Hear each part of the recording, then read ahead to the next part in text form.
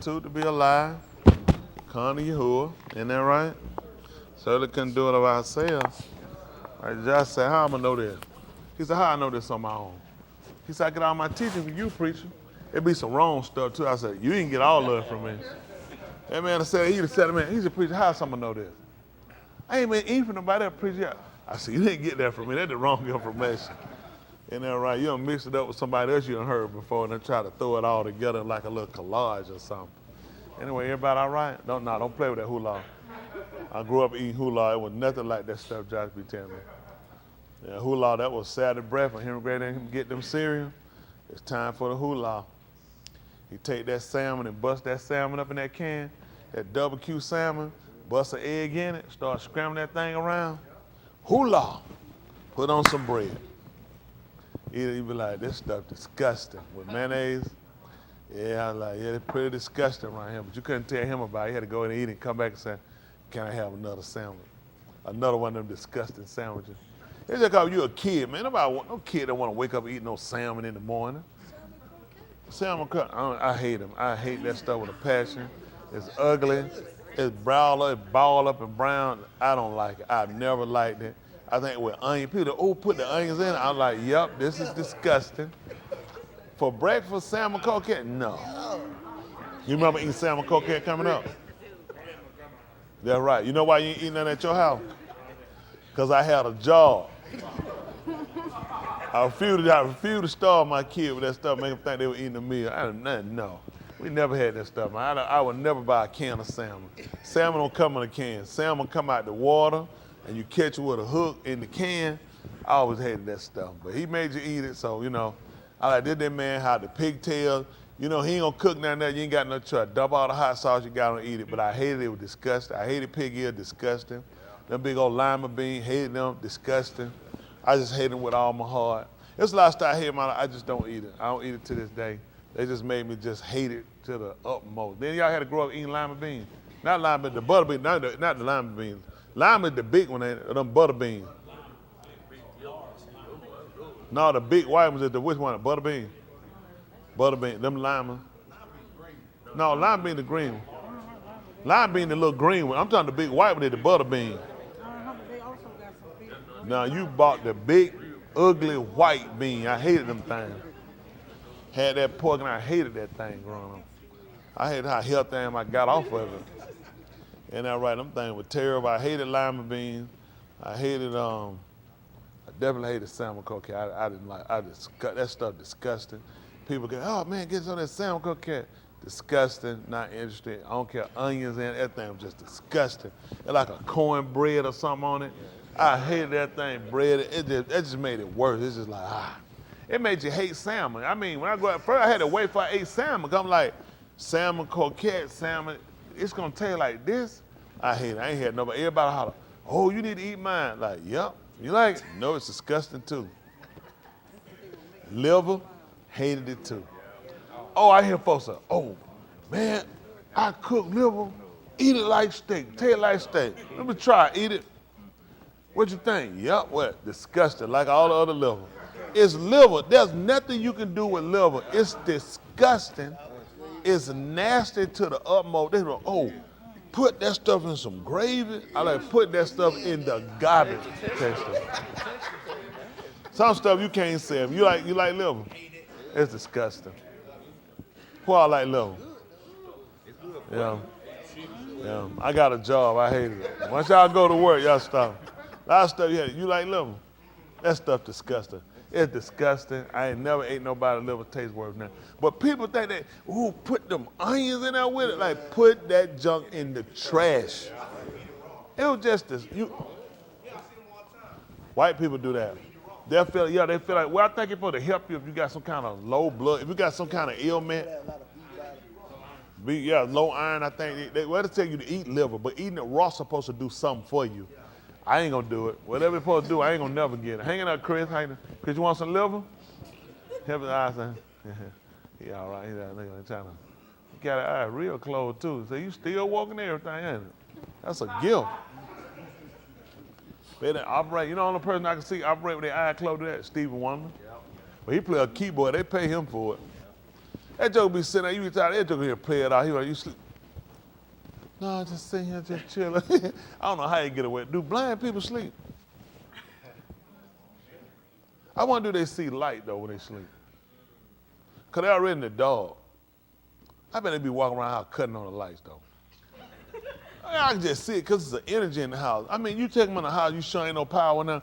Does it really make sense you blind, you live by yourself to get the electricity put on? Really, you just wear a coat. Why? You ain't like you can see nothing. Walk around here telling us, yeah, we need to change these lights out there. Why? Okay, somebody done got hit in here. Done got personal. I just asked a simple question. I wasn't buy no light, but hey, we need to change it, but why? It's out. It's like, well, it's been out for me. You know what I'm saying? I mean, you see a blind person at Home Depot with a bucket full of bulbs. You're like, I just started, but excuse me, what you finna do? I got some lights out of the house. You notice or someone told it to you? Like, who said? You notice said of yourself or did others tell you this? Oh, I guess y'all don't read the Bible. I need to go somewhere else. Bring me somebody to read the Bible. These people don't read nothing. Y'all know nothing. Y'all all right? Y'all know anybody blind? Y'all met nobody blind? Nobody met anybody blind? You know somebody blind? Your granddaddy was blind, wasn't he? Your baby brother was blind? He had the TV on all the time. He had the TV on? Yeah, but he could hear, listen to it. Yeah. How long got it on you? Wait a minute, that the first time we had that conversation. I know you about 50-something years. When we ever had that conversation? I ain't that busy. You got a blind brother. I need to know something about it. Why you hold something like that? Could have changed my whole life. You don't know how that could have impacted me. So your brother was blind. He used to watch TV. He used to listen to TV. Where you at now? Oh, no.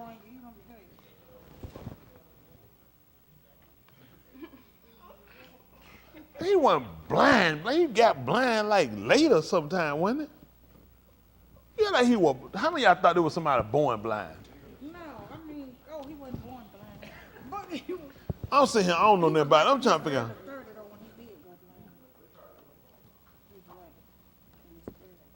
No. Yes, he was, but he lost his eyesight when he was coming from work one day and he was coming back. Hold on, man.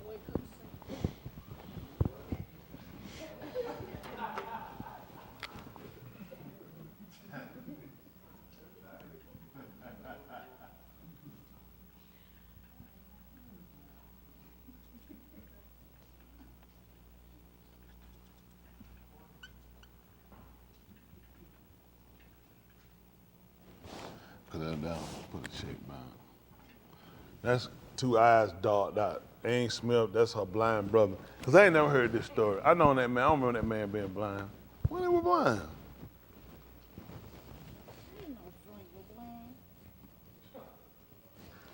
Take me to the wall. Come on. Now, I don't remember this. This is no one. I didn't know what she was talking about. I had to look that one up. You sure about that? I love. He is so wonderful. Somebody want to get baptized, man. That's all. This is new. I thought she was talking about somebody I didn't know who was born blind. I didn't know nothing about it. I think like, was he born blind? Who was it? Did he sin or was it? I didn't know what happened, so I had to find this information out. Everybody will tell y'all got some important information. Y'all need to let us know about it now. Because it's a lot of stuff keep coming up later on, and some of this stuff, we ain't heard none of these conversations, and some stuff folks should have been mentioned. Am I correct? Who got some information they need to tell us right now that we ain't never heard, that we need to know now? Somebody point at that. Valerie. What happened, Valerie? I don't know what you're talking about. What you better tell us something we don't know about you, we need to know, and we just finna hear it tonight for the first time. I had a blind uncle. You had a blind? Take me to the, fill it up, got two of them. You had a blind uncle. And that the one used to work for the man for free, slave. No. So the one used to work for the white man for free and slavery been abolished. He wasn't blind. That's how he did what? That's how he was able to pay. Why he didn't know he was free though? There's some states scare me. Mississippi, Georgia, Tennessee. I'm very afraid of those states. That's the truth. Y'all ain't afraid of them states? I'm saying Tennessee, all of them. They ain't just no Tennessee now. They all bad now. They just bad. They know. Can you not tell that's slavery aura hadn't left it. I mean, can't y'all tell that? Roy, can you tell that the slavery, the aura of it hadn't left? That's why I'm saying it though. Like even with Alabama, you could tell it. Like you could just see the people just see the progression is so far behind. You're like, goodness, you could tell how you know how the people kind of act, how they do, and not just now the distant parts of Georgia too. Now you can feel it. They go down there, you can tell them niggas they ain't far removed from slavery now. The teenagers ain't no what other end? The whole southeast, southwest, north, west, east, out, all of them. It's just a bad aura that we have in a lot of these. Louisiana, that slave ain't left down. Who else there? Arkansas, yeah, I rode through there. I ain't missed nothing. I rode through Kentucky, oh yeah. I drove through Kentucky. It was no reason to stop. I don't remember getting no gas or nothing. I don't know. I drove trucks. I didn't stop in no Kentucky. Did you stop in Kentucky on Kentucky?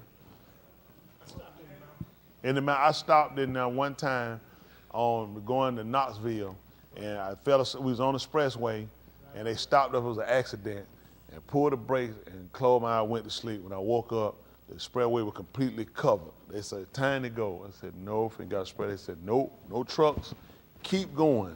And I started the pathway coming down Nickeljack Mountain. Man, didn't I pray. When you come down the mountain and you don't know which end it with, and you starting it off, listen here, man, you do a lot of talking. You do a lot of considering, like, this is bad. This is terrible. All I'm looking at, man, I don't know if I'm on the mountain. Listen, they let us off, and I had to, like, and people following me, it's like, this is bad right here. You don't know if you're going down the side of the mountain. They don't know about that. Listen, man, you watch truck come past you running, kick up snow, just keep down the street a little bit. You sit on land on the side, tire still turning. You just keep rolling. I'm telling you, I seen enough stuff, man, make you pull the truck over, just give it up. Just say, you know what? Listen, make you get out, pull the brake. I'm serious, just make you say, you know what? I don't want nothing to do with it. I'm done. I watched a guy come through. He fell asleep, went up on the bridge. Y'all know how you go up on the bridge, you got that under.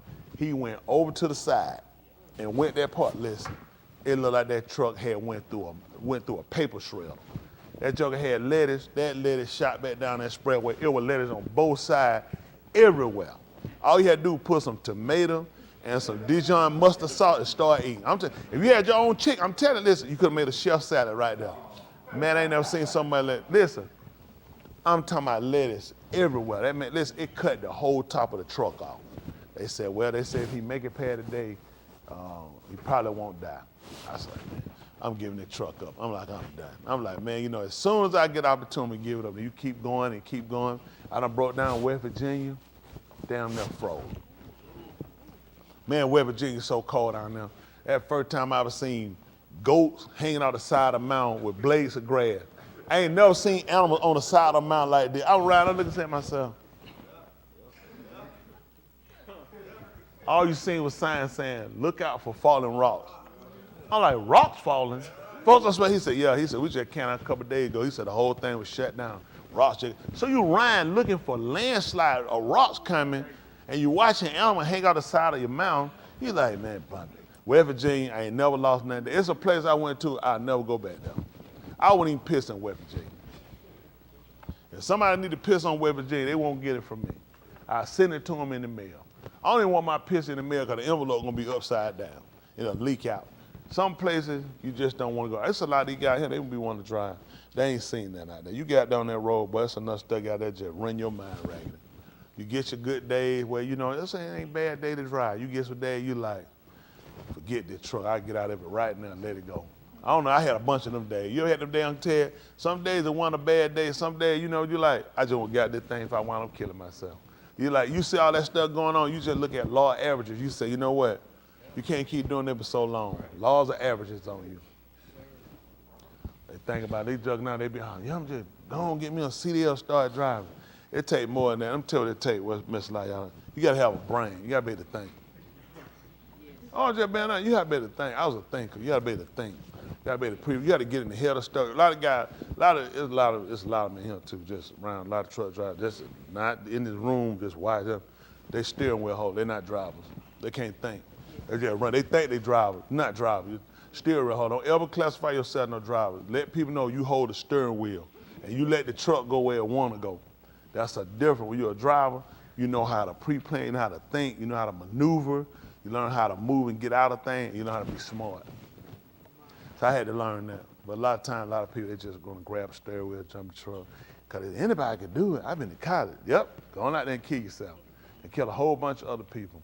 They can't read. They'll get it right on the sign, see a bridge this low, and got a trailer, and they wide slap over. Take the whole bridge out. Man, just still you got to think. Have any of y'all ever rode down East Ponce de Leon by Scott Boulevard? Yep. You seen that bridge? Yep. There's so many dumb bills. Let me tell you, ain't no sign to tell you be in the middle. Them dumb bastards in the right lane, they find out real quick. Wrong lane. Yo! You slamming that bridge, you learn real quick. You should have been in the middle. You got to be able to think, man. You got to be moved. Listen, all this, you got to be able to catch this on a whim. You got to pick up and know stuff. But they ain't going to fix that. Yeah, you're right. Listen, by the time they read, when you read that sign, Chris, you see what I'm saying? Yeah, I'm saying by that time you stuck. And you don't know what you're doing, you're in that right lane. Listen, you just injured yourself. You just tore that truck up. And you go ahead and you just know, no, you won't be driving after that. That come to you fired.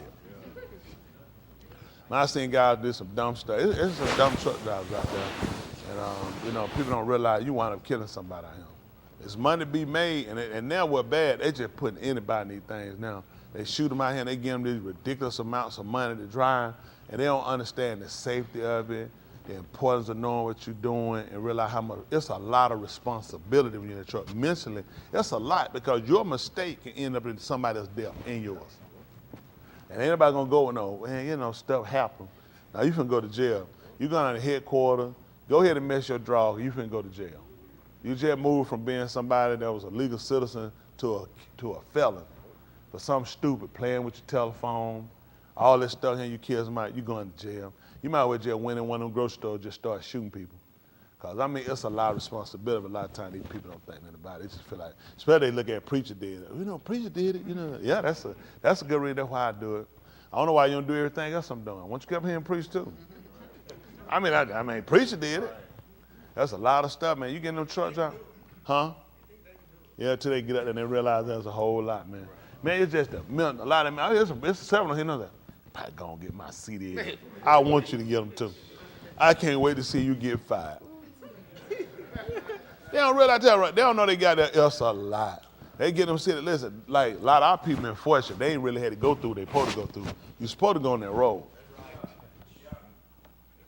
Yeah, you supposed to see that truck from the side of. You supposed to see the world in that truck. Now you see that world, boy, you'll never realize how stinky you get from sitting in the seat, turning the steering wheel. And shit, you get real musty in that truck too. Listen, man, you get to go in them places, man, I'm telling you, it's just terrible. It's just terrible. The food riding, you're gonna just riding, always somebody white, fat, with the butt crack out sitting on the chair. They want to look gambling machine. You go in the bathroom and take a shower, got to check behind, 'cause you know somebody been jacking out, they've been in there too long. Don't take that long, you that bathroom, come out of there. Oh, it's nasty. They be filled. They come out, white folk hair all wet like a dog, and all of them been piled up in that one room. You're like, yeah, they probably clean this one right here until they get another one. They let you get a free shower, you buy enough gas. Ain't nothing free, so it been half clean. You got to do something on that road. You got to learn how to adjust, get in and get out. See, these people here, they get the luxury, they come around here and go home. They ain't hardly did nothing. Somebody done hooked the trailer up for them. Somebody done took a marker and drew where the truck was to where they going. But see, when I was coming along, unlike these guys here, you had to think. See, we ain't have no map quest. You had an atlas. You open that thing up, and you got to look at them highways and figure your way. I'm trying to tell you now. Listen, I come from listen. Listen. You had that road map up, you pull that map, you let that thing cross that steering wheel and get to looking. Well, you not maneuver and be thinking that you're going. Now, GPS, a turn, put in truck route. Now, truck route, you better figure it out. Had to learn how to read that atlas to go where you're going. I'll tell you, man, then you been out there long enough, that's why you keep this. See, I know they ain't no truck driver. You know how I know they ain't no truck driver? They ain't got no CB. I know they ain't no truck driver. Got to have a CB.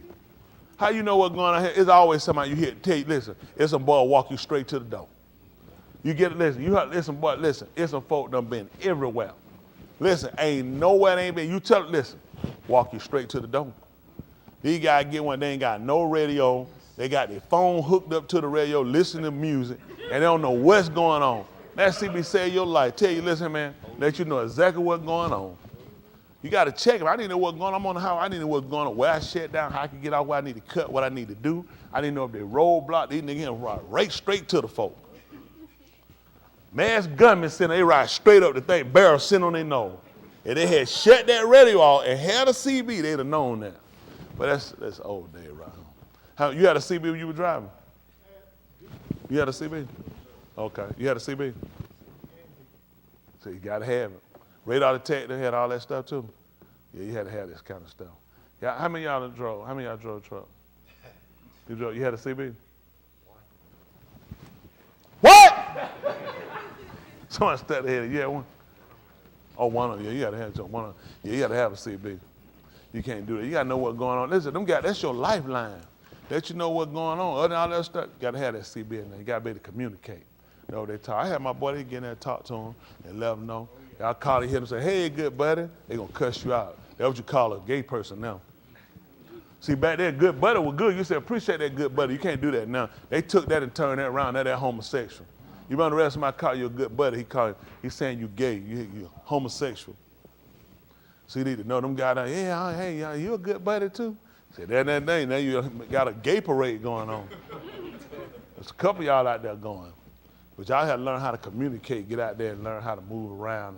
And them truck drivers, those are lifesavers out there. See, people don't realize truck drivers, see, these guys now tell they steering hard. They don't know a lot of stuff they got in that truck. Truck drivers are actually required to stop and assist you if you were broke down and your car was broke down or somehow. You know, they don't know that. These guys don't know that. They wouldn't know that. I know they don't know. That's why they got to, you know, they think they got fire strength in case their truck catch on fire. You supposed to assist other people. That first aid, yeah, you see, that's what they got there for. They saying you supposed to stop and help assist somebody with. Them bastards keep right going. Somebody get that tag, just call them on in. Get them right from behind that wheel. You're a danger and a detriment. They don't know why they got that in them. You know, that's what the fire station for, to help assist somebody else. But see, now everybody just grab a steering wheel, take off, shift 2 gears. Yeah, I'm out here, I'm a truck driver. No, you're a steering wheel holder. And be careful for that loose nut between the steering wheel and the seat. There's a bunch of them in the truck, yeah. Every time they want to be a loose nut. Look, most time you look when something go wrong in them truck, it's that loose nut right between the steering wheel and the seat. They be looking around between that seat trying to figure out. So they'll catch on after a while in there, right? They got that white man taught me that years ago. I had the light came on my, I was trying to figure out where that engine light came on. I went on, took it to the shop, tried to figure out why. He went up on the hood and closed it, cut off. I said, what happened? He said it was that loose nut. I said, loose nut? He said, they had a loose nut. I went back out my door trying to figure out what loose nut. I said, oh goodness, that man told me. He said, yeah, he said your radiator fluid just too low. I just topped it off. I said, God damn it. He said, yeah, he said, go and give me $20. He said, give me $20. He said, well, the teacher next time start paying attention. I gave him $20. I said, yeah, it helped me out. But see, now they get free learning here. That's why they don't learn nothing. That white man charged me $20 to do that. He put hard in there. He said, well, next time you'll learn to pay attention, you'll do it. And that was a good lesson. See, free lesson don't help you. I love that I wasted $20 fooling with him. $20 was money back then. So you know what it made me do? I got rid of that loose nut between that seat and that steering wheel. These got him. They don't pay for nothing. They tear up everything, mess up everything, and keep riding. And so that way you don't learn. You learn by when it give an expense to you. Then you start looking, I'm losing money. Now you start learning how to keep your money by start paying attention to what you're doing. For whatever reason I'm telling them that, because I be trying to help them out, but the free lessons don't help them. Free lessons don't make them think. When you start looking at you spend your money and it's some stupid stuff you paid for, you know what you start doing? Let me start checking this stuff. Because them bill be adding up. You realize, well, that's a lot of stupid stuff. And you start going over stuff, make sure stuff done. And hear what they'll do. They'll do that. They'll just keep doing stupid stuff. As long as you pay for it, stupid, stupid, stupid, stupid, stupid, stupid, stupid, dumb, dumb, dumb, dumb, stupid. So you start letting them pay for it, then they start realizing. I'm telling you, once your money run out, because you're stupid longer than your money. When you realize, I'm telling you, when your stupid run you to every dime you got out, then you start saying, I need to start thinking. I need to start taking my time, looking at this stuff, making sure what I'm doing. So I'm old school. I do that, like hook up a trailer that night. First thing I do, run in the morning, jump in the truck and take off. I would never do that. I check my truck again. Who to say somebody reach up on here and pull my fifth wheel loose? I ain't gonna be able to explain to the man the night before I had hooked up to it, it was connected. That means I just told him I didn't pre-trip the truck. This is gonna be another violation. See, that quick you gotta be able to think. By saying one thing, you just say you didn't do something else. So when you did that night, you didn't know you're supposed to do it again. You're supposed to pre-trip your truck before you get in, and you're supposed to post-trip when you get out. I already know what they do when they get out. Shut it off, jump out, and take off. That's not prevention. Prevention is knowing before I leave everything was good. Check it again when I come in. That's to prevent me from breaking down. They will go do something stupid and break down. If they had stopped and did what they supposed to do from the pre and the post, could have saved a whole lot of time. What I'm talking about, I don't know what I'm talking about, Uncle Ted? Yeah, that's a different day now. Now they get anybody to see they don't care about these folks. They don't care. The folk, who ought to be pissed with if the people need cars beside them? They don't realize these folks time bomb. These folks gonna kill everybody. They gonna ride down the street, they're irresponsible, they ain't gonna think, they just got their mind stuck on they gonna make some money, and you don't realize that money can cost you a whole lot in the long. I'm telling you, I know people, man, ended their careers in them trucks. I'm trying to tell you, man, it don't take but a second. You can get out that truck, you can get in that truck that morning, and you could be a non-felon, and by the end of the day, you're a felon. Just cause a couple of things you didn't take your time to do. That's the difference between making money. So I successfully did it. I made money doing it and got out without being a felon. So that's the difference when you watch these guys here. How much stuff they'll do, they don't listen. You try to tell them, pay attention to veterans, pay attention so you learn stuff, so you'll know stuff. I can teach a whole lot of folks stuff on the phone. I can teach you stuff on the phone quick you learn from folks in school.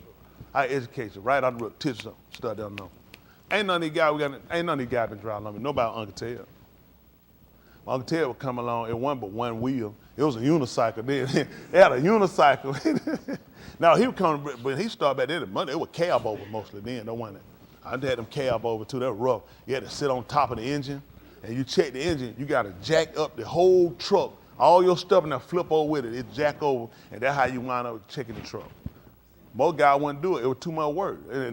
But you had to do it. And you don't lock that cab back. And get what? That bad boy, you be riding. Hit the brake good. Listen, you let that truck over just like that. Yeah. Tell them, Uncle Ted, you had to lock it down. You had to lock it. I was driving truck a long time. They don't be. I watch it. They impressed themselves. I don't be impressed with them. I said, no, I don't know. I know you don't know what you're doing. They'll be thinking, oh, preachers just try to kill people. I'm trying to kill you. I'm trying to stop you from killing somebody.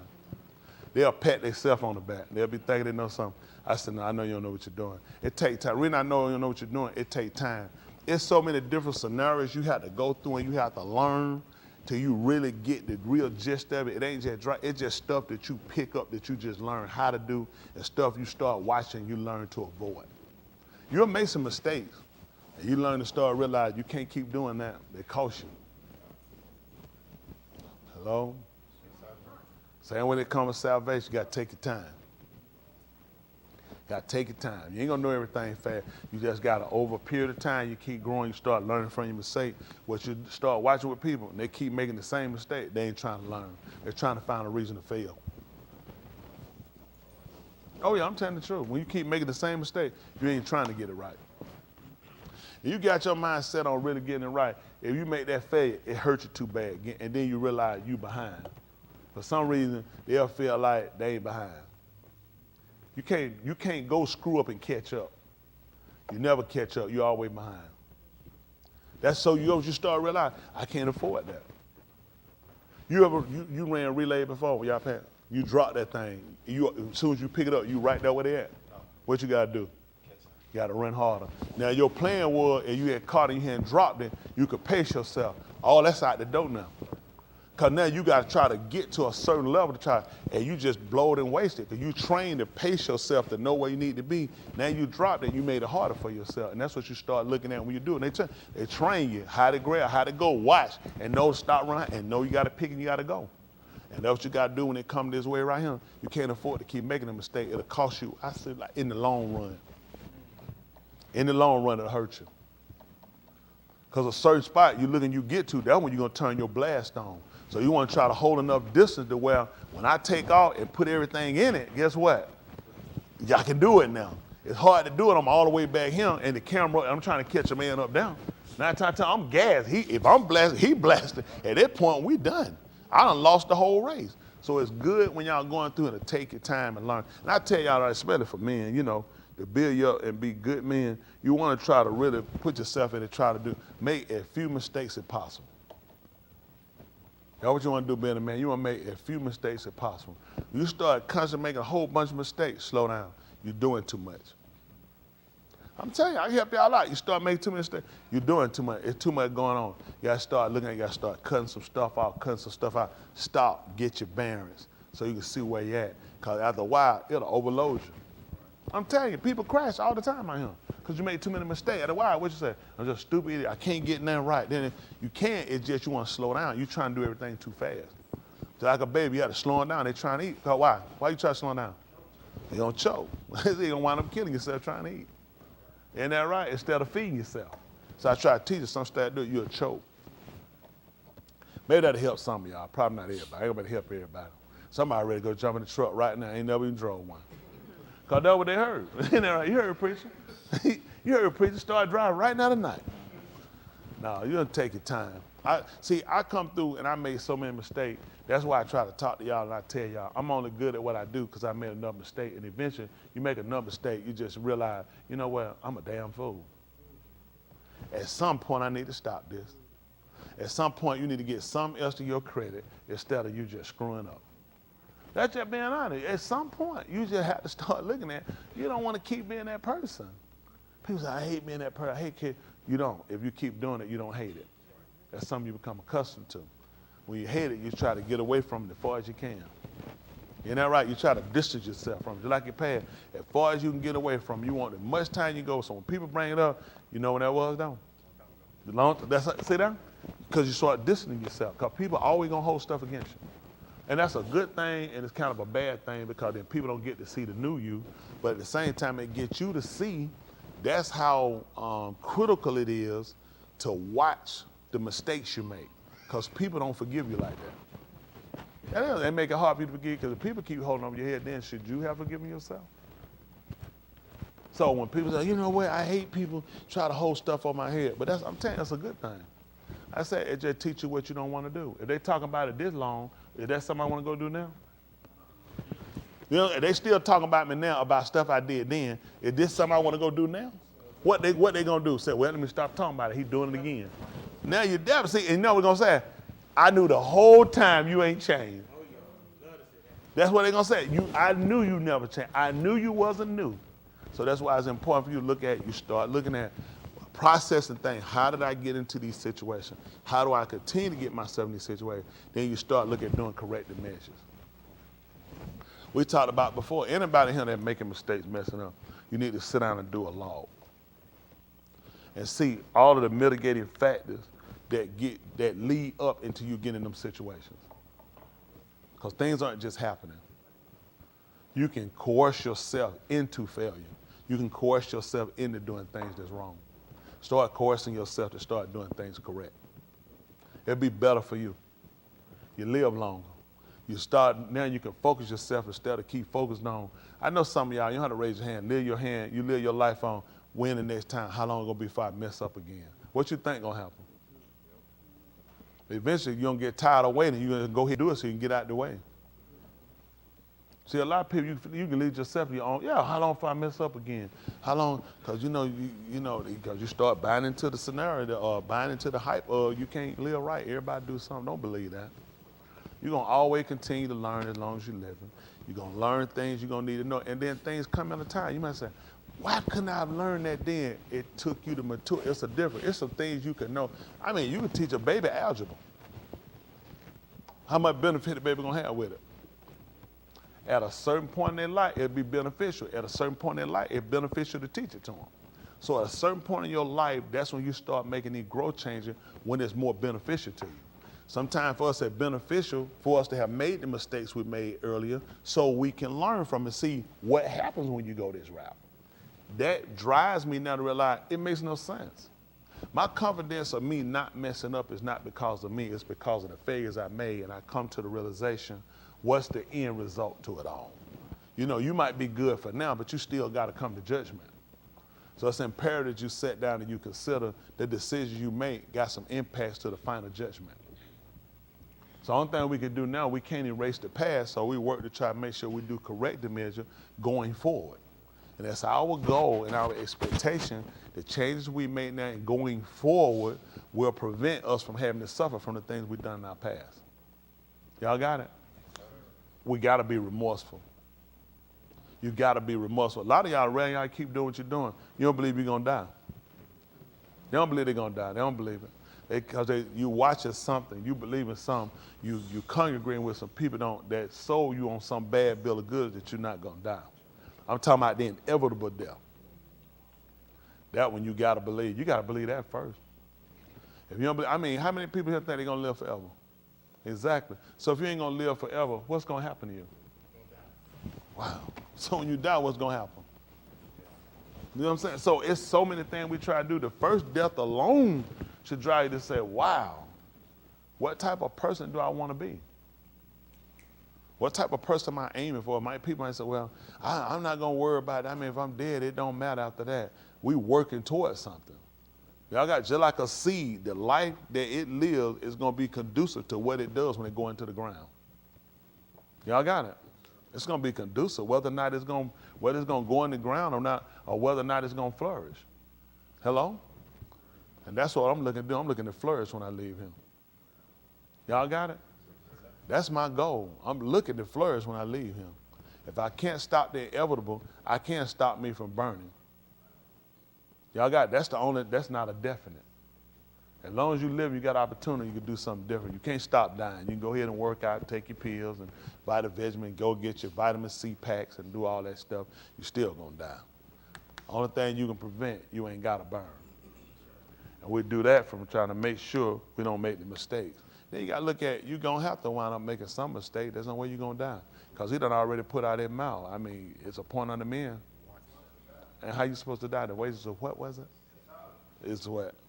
Move, yeah. So you're going to have to commit it. The man got to set it up to be. Let me ask y'all something. These people don't understand that this is inevitable in a sense that man has to die, okay? The way man has to die is because of kata. You understand that?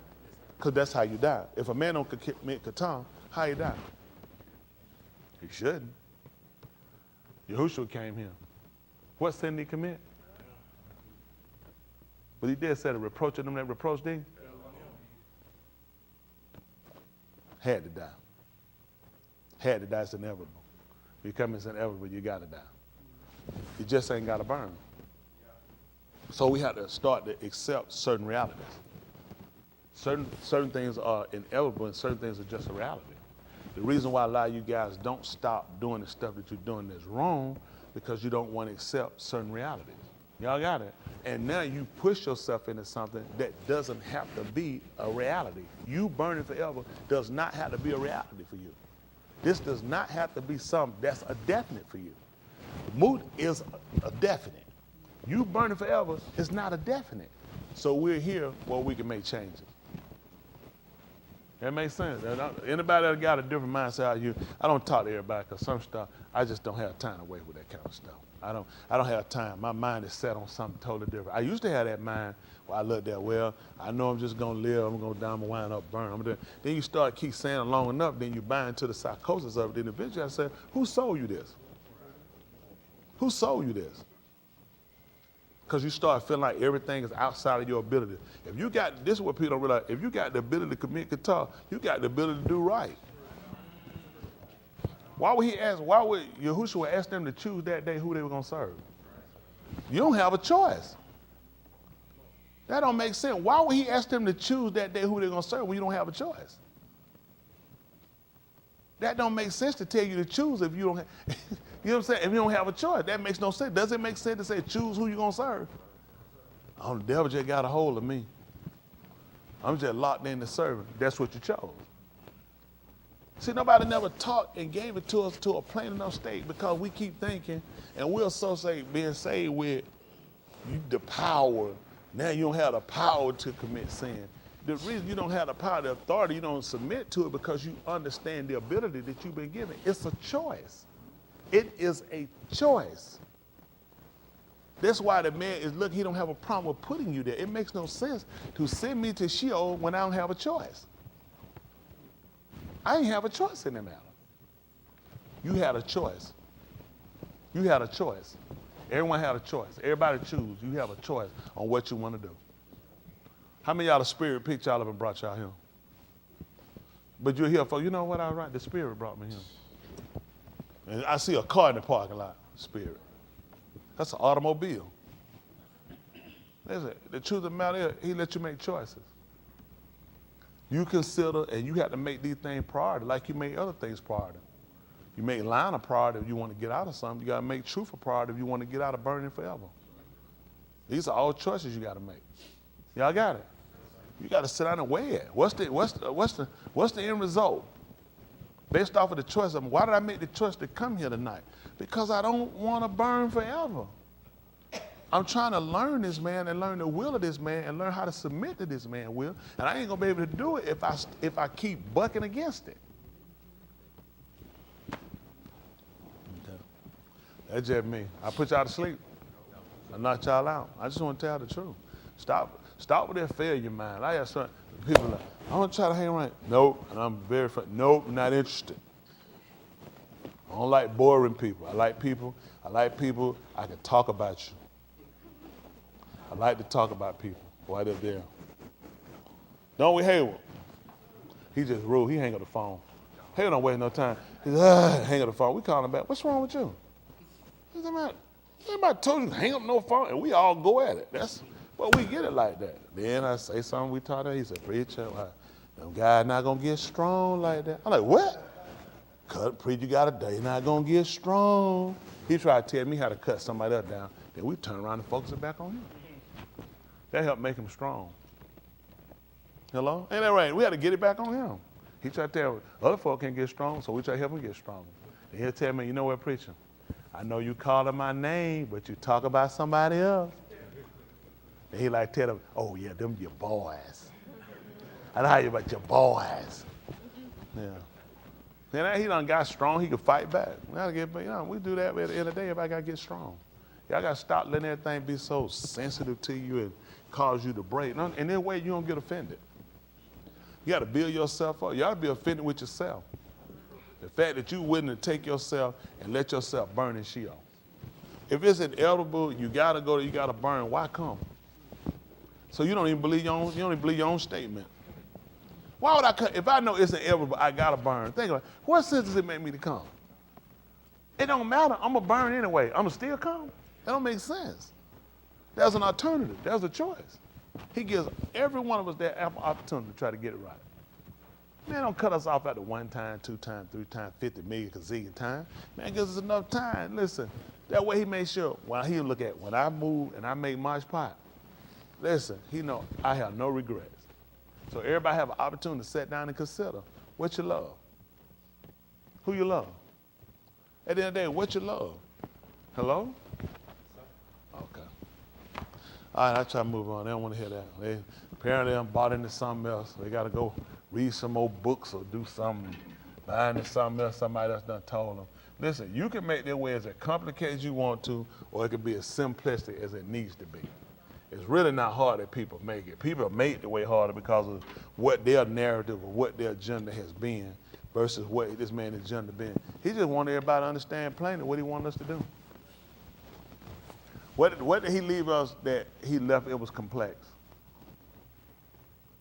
Absolutely not. It's very complex to pick his book and just start reading when you don't even know what he is, who he is, what's his manner, what's the behavior, what does he require.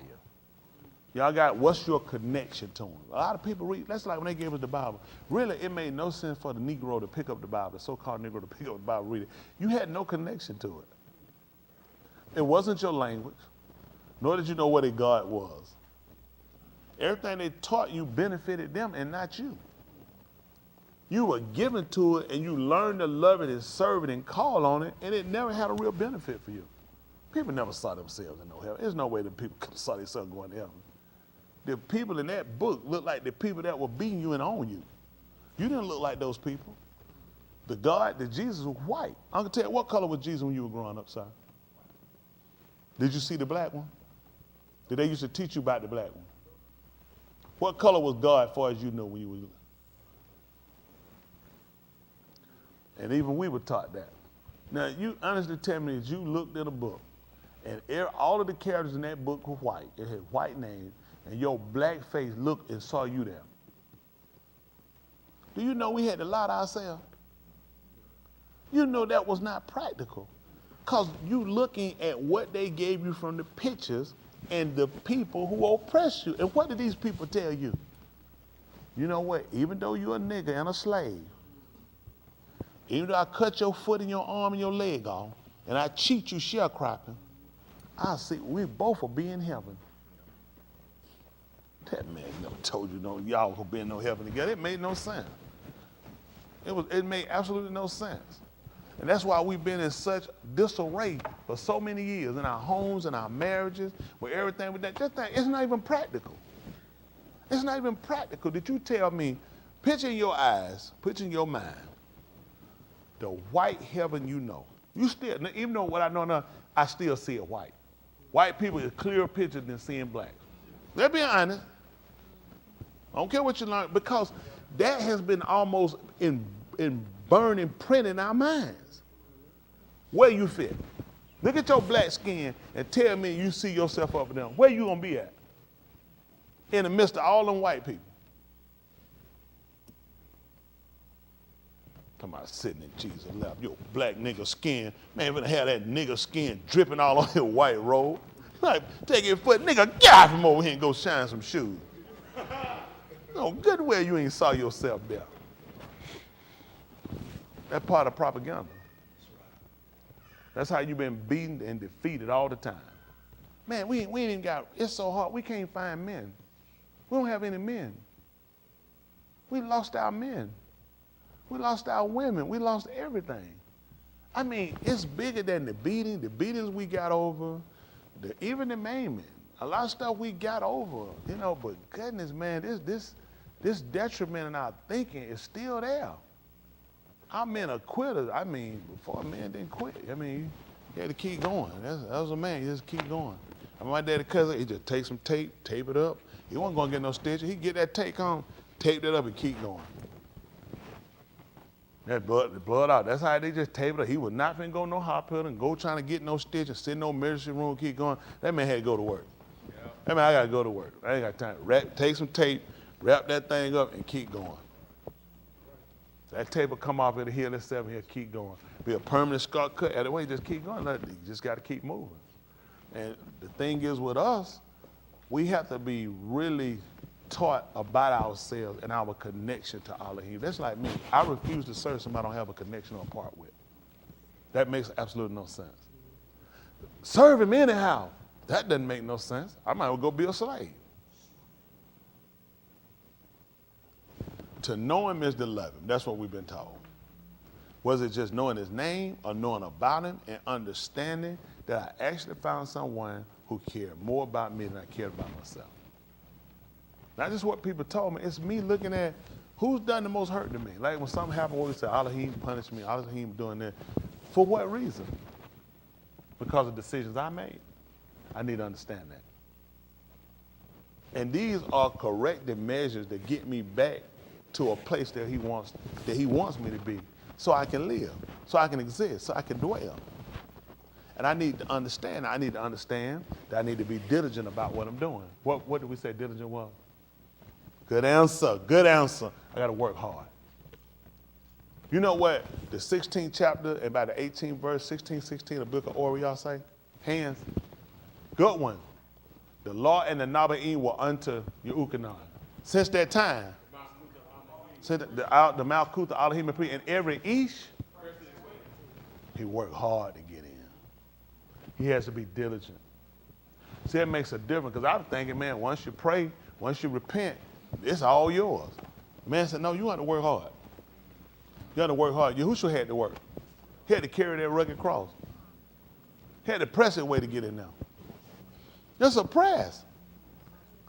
Well, it might make him Prince. But you talking about that grilled cheese, mash it down, so the cheese will go out from between the bread. Well, you say it's a press.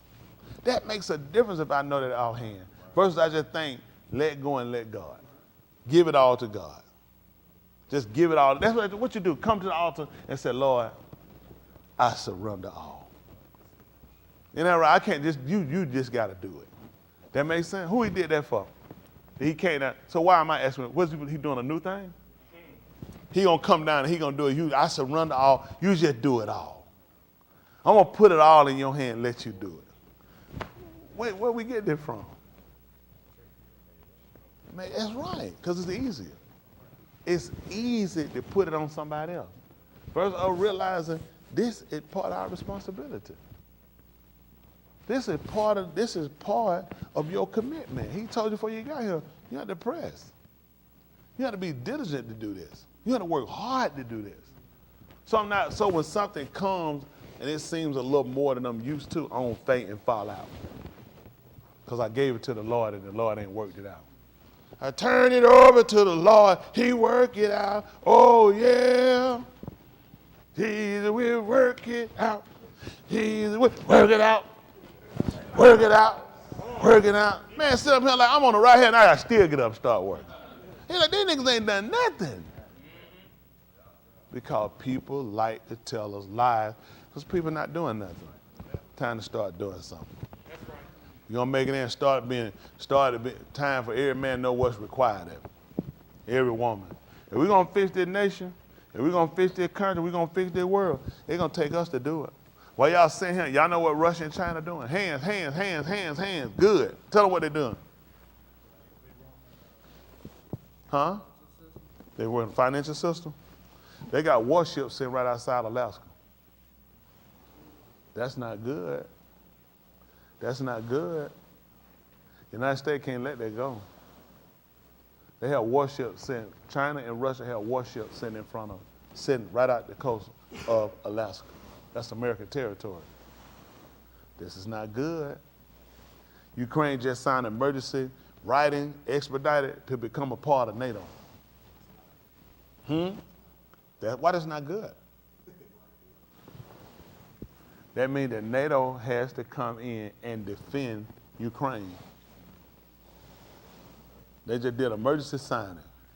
It's real bad. They ain't even told y'all how bad this is. I said, oh, he done it. He ain't doing it, he's done it. They're expediting his membership to join the EU and NATO. Y'all remember what Joe Biden them told Putin at the beginning of this? That we would defend every inch of NATO property. That's what they right now. All of them around the borders are here right now, ain't no their town. We're on NATO property. And we'll defend every inch of it. Yeah, that's gonna be pretty bad.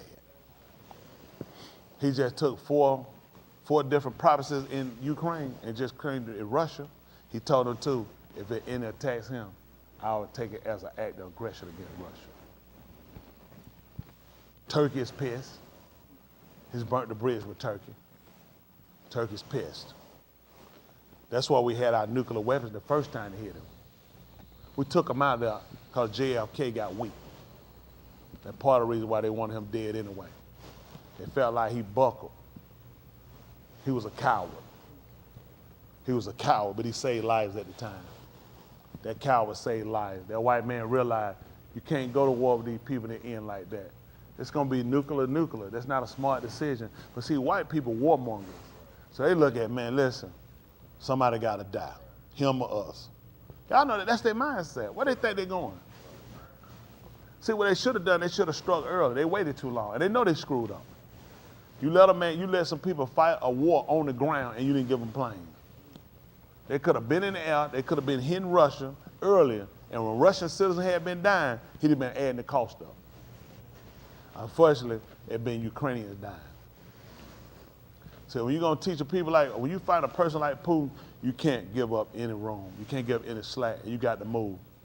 You can't let him think and make moves. You got to move for him. See, that's how black people been in predicament they've been in. You'll make a move and your move too slight and you let them go back and you give them a chance to rebuild and they'll come back and attack you worse. See, the Negro will never win a fight when it comes down to white people because you don't know how to fight. You love too much. You got too much Jesus in your heart. You can't stand and see his babies die, but he can watch yours die. You got to be like Yahoo said. He got to be life for life. Life for life. You had to be unwavering. Really, he really scared of you. It's just you just too dumb to know it.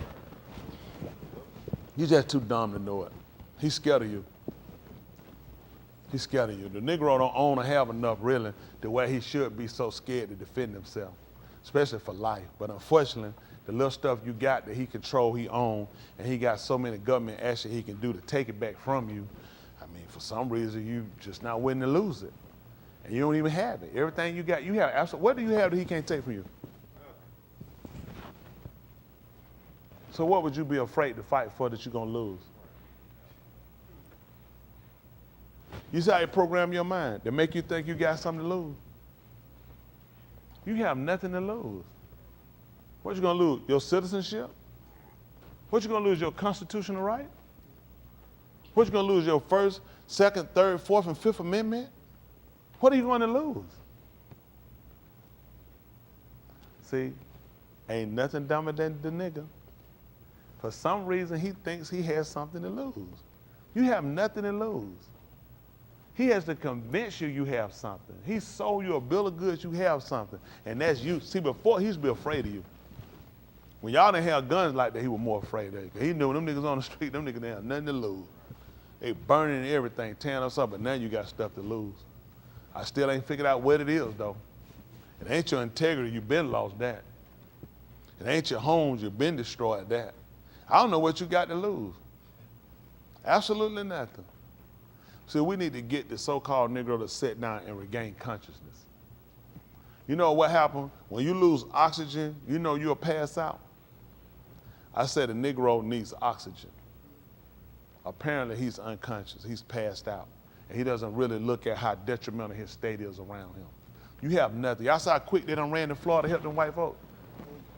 Y'all see how they asking everybody to come down there with water trucks? Like the Mississippians? Ain't y'all done seen how they begging us to come down there with water to help them out? Man, the white folk water, listen, they like were kicked on today. Listen, they were giving you numbers of how many folk like were kicked back on. Now white folk, y'all see how they begging us to run down there and help them? Not at all. Listen, man, they got tow trucks coming in. They paying $3,000 a day to come in and snatch 2 cars at a time. Listen, they got folk lined up. They had 84,000 before it happened, go ready to run down there and turn the lights on. How many folks did it take to get that water on Mississippi? When we heard them numbers for Mississippi? And the nigga. See how they begging us? And white churches coming up to get something? They make their way. Listen, every effort, listen, helicopter flying. Why we couldn't fly no water in them helicopters? Why we couldn't put no water in them helicopters flying down there to Mississippi? See, the nigga don't know where he been insulted. They so busy hating and fighting me. All I'm trying to do is get the nigga to get some oxygen so he can regain his consciousness. Because he really not conscious. He sit here and slaps you in your face. Fort Myers. All them little redneck little town out, them white folk with money. Them crackers ain't, listen, them cracker houses, listen, that house rolling down the street don't mean nothing to them. Them houses getting put back. They done already told them it's gonna take longer than 6 months. They gonna have so many crews down there. Listen, whoever else get hit and there's any black place, they done. They done. Florida getting immediate attention. All the area they got hurt, those white areas. Major white areas, major white money. Can't walk on the beach at nothing. You know why you can't walk on the beach?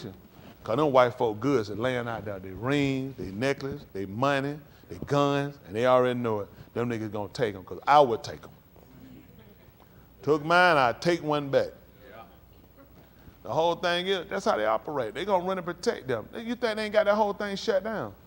You ain't gonna walk your nigga face down there, walk around talking about taking no picture looking. Ain't nobody coming in there.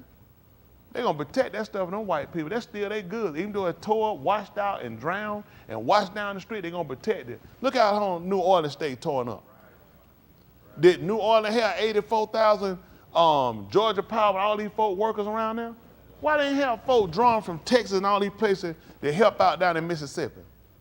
Soon as this happened coming to Florida, they already had poor people from Louisiana, from Georgia, from Alabama, from all these states already down there waiting to go in. We got trucks parked up here, waiting to go to Florida.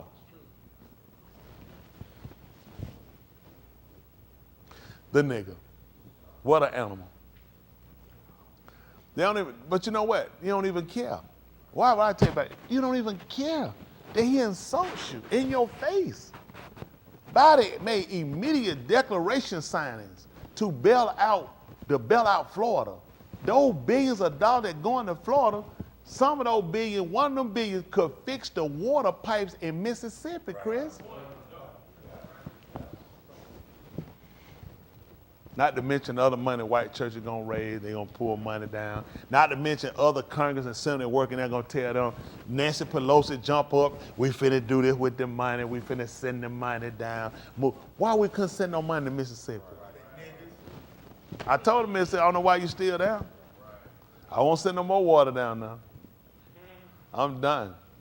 I won't send no more water down now. Because I'm pissed with my own people. I'm pissed with my own people. We don't give a damn about ourselves. And we sat here and we let ourselves get insulted like that. We're going to be the first people in the poll to vote for these white people, though. First people in the poll to vote for them. Florida, y'all do know Florida is a major deciding state. That's why they got to bail Florida out. Mississippi don't decide nothing. Georgia don't decide nothing. The electoral too, you don't decide nothing. Alabama don't decide nothing.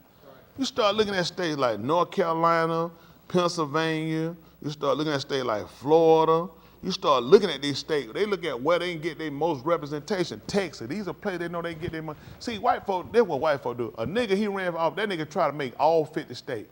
White people sat down and strategically look at what states are prominent that they need the battleground state. These are shoo-ins. Like, they don't make a Democrat not finna go to California and campaign for president. Why is it a waste of time, Chris? He already got that. I'm not wasting no time. California know what to do. Them dummies know to vote. Democrat, they already know what to do. You start going to battleground states you try to flip. You got states that you try to flip, you try to go to and you try to get. See, all this stuff important, these white folk get themselves electoral votes. They don't let no popular vote decide nothing for them. That's why white folk run, they'll go see how they don't hold on the campaign trail. Them folk not going there well. They going up there, they gonna see Delaware, they gonna go see them little, they got little small little state, them folk go see, their electoral might be that big, they know you need to go see these people. These folks are key and prominent in getting you inside that White House. Ain't no state they got more niggas got no electoral vote than white folk need to come see. Don't do it. You're not a deciding factor. So I need to teach y'all how to vote, what to do. See, white folks are even mood dang. This is what they don't realize, how the homosexual agenda got as big as it is. Because they learn how to do something that the dumb nigga hadn't learned how to do. They learn how to read. They learn how to pay attention on key states you need to flip and you need to control. And that's what make a difference. That's how you get people in office and get people in these places that make these decisions, that sign off on. You can't be ma'am, sir. You got to be they and them. Or this and that. I'm telling you, that's how they do it. They know how to move. Now you ask me, as long as the nigga been here, why the nigga hadn't learned how to place himself in these states? Learn how, y'all know we everywhere. Why we won't sacrifice and listen, let's let a lot of us move from this low electoral state and run somewhere that's a deciding factor state and start to change the dynamics of it. We start to push to put people into the Congress, put people into the Senate. These are key places. You know the Congress people and the Senate electoral people that are in Florida are pushing for Florida to get relief, to get bailed out, to get established back and put back. If it was the niggas and it was City Atlanta, a bunch of black folks and City Atlanta got killed, everybody got time for it with that. Let them bail themselves out. We done gave the nigga, we done gave him 99-cent 8-ball bill. We done gave him crack, what else they want? So I had to tell y'all that because you don't know why because you stay in the same situation. Nobody never taught us how to think. We don't know how to think. We stay in the same place. White people move. Let me tell you something. Trump had a house in New York and Florida. Key prominent places he sat around and look at moving and doing his business and buying in other places. A lot of y'all don't know, these white folks vote in more than one place. They don't know, they don't know no better. They don't know no better. That's why white folk push to change all this stuff, because they know this is what I do. I go in and cheat. I vote for my dead mama. Niggas don't go, where they like going vote for somebody dead? We don't even think like that. That's white folk stuff. They keep them on the application so they can change the dynamics of things. First of all, they're the minority of people. I don't know how they got the majority of a decision making. They're the minority of the people, and they call you minority. White people don't outnumber us. I don't believe them numbers. Come on, y'all gotta stop it. You believe anything they tell you. This is what I want to know. Show me the nigga that counted everybody in the planet. Where you at, nigga? Just pull the white man that counted everybody so I know this. You think I'm stupid? Shalom counted one by one. He said, so I can know what their count is. Who counted all these people? And please don't trust no census. You know how many people lie on census? You know how many Mexicans got 50,000 more Mexicans living in the house with them? That checked 2 people? Stop it. Hey, illegals, who counted them? Who counted when they come on the border? They ain't registered, they only have a driver's license. They ain't got a social security number. How you count them? They tell black people anything. We ain't got a brain. I say, I used to be like that. Then I got a job. For some reason, the job make you get a brain. Make you start thinking about things differently. How many of y'all want to be different people? That's good. A lot of them don't want to be. That's good. You stay that same old rotten nigga. Got to be somebody different. And we're going to be somebody different. We have to start looking at, I guess, certifying ourselves. See, we're not certified. That's why you don't get your relief you need. That's why you don't get the advancement you got, because you keep letting everybody name you. There's no other race on that planet that's going to let me get them a name. I can't go to white people and tell them this is the new name that they're going to be called by. I can't go to Hispanics. No Hispanic group going to let me get them a new name. Nobody here. Agree or disagree? Who gave you your name? I came up and called myself Negro. I call myself black. What they all call themselves by a color? White people get the luxury of calling themselves by a nationality and by a country. Caucasian and American. I'm just black, homeless nigga. So now somebody got to try to teach. I hope to spark y'all. My goal in talking y'all is to spark you to start thinking and seeing what we can do different for our young people so they have a fair chance. When you like, this is amazing. How a man going, he ain't a man, he a it. A woman goes somewhere, she ain't a she a they. But I'm still a black nigga. How I can't change who I am? These people done changed their sex. All the time. He said, what you say, I can? Y'all hear that? Y'all heard my pastor? Say it louder, pastor. My pastor said you can. Say it loud. Thank you, Chris. What you say? And the white man gonna call me by what I call myself? Nope. Not unless I break away. Not unless I refuse to engage. That's it. Make them give you respect. Look at the homosexual. They making you do it to them. Yeah. Look, listen, these folks done changed their sex. Yes, sir. It's at the county you losing your job if you don't respect them. It's they and them. Yes, sir. Yes, sir. They're starting to become criminal. Yes, sir. They're pushing this stuff global. Oh, yeah. Okay. And I'm still black.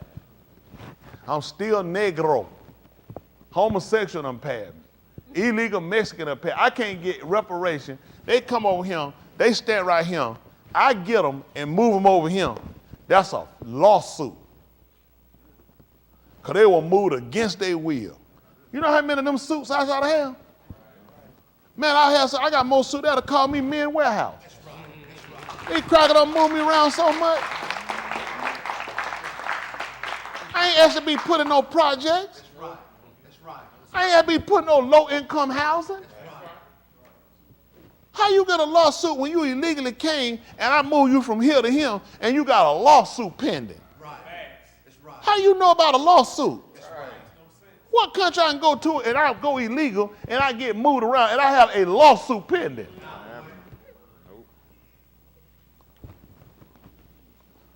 And I'm still a nigga. Only here. At what point do you people get pissed? Y'all a little tired. Let me go and teach y'all to be dumb. Let me quit. I ain't win that fight. I lost. And I lost. They don't even think. And nobody think. You ain't insulted. It don't insult you that you're going to have to respect them now. Virgin Airlines just came out. Y'all ain't seen a new commercial. They have the they have the training plane. Y'all ain't seen, oh my goodness. All trainers. Listen, the pilot training, they got the whole commercial. It's a training. It's going to be all trainees. They not the only airline. These airlines going to push you. They're going to be all training. Training flying, training stewardess. LTGB airline. They taking this stuff over. And the nigga behind, that's what hurt me.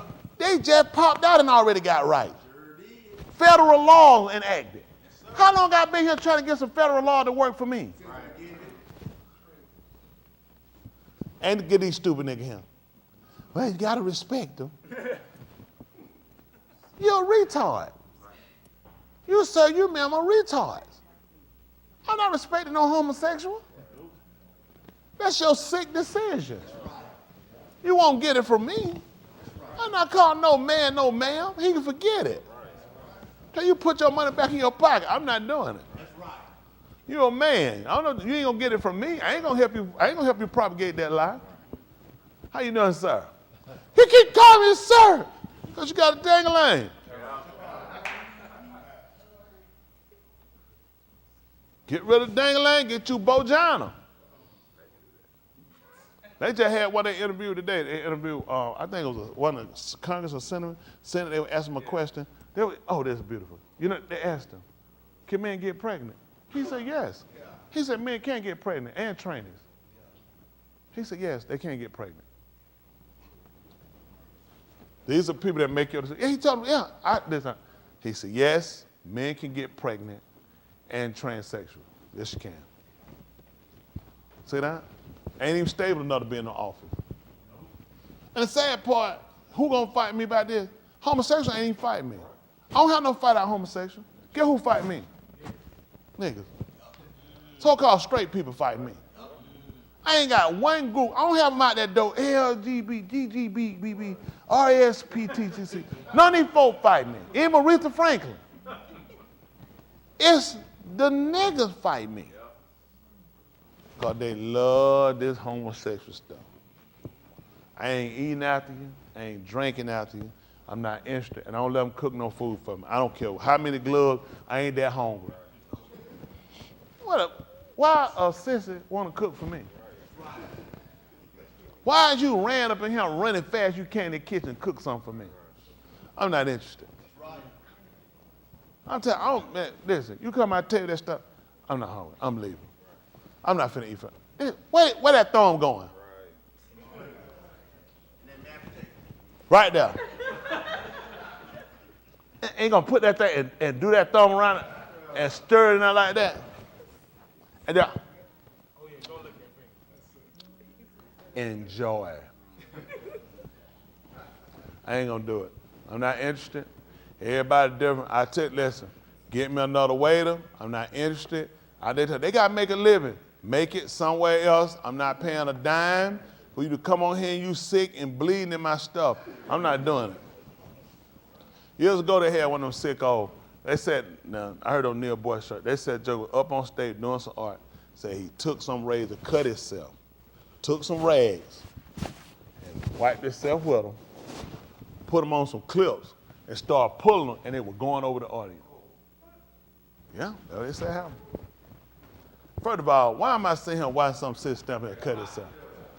You needed all that blood in your mouth. Why am I saying, first of all, what in the world going on here? Then you putting up on something, you start putting it, and it going across the audience.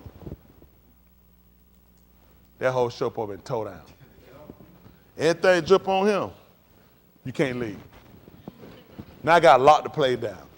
Now I'm gonna be the bad guy. Go ahead, I'm the bad guy.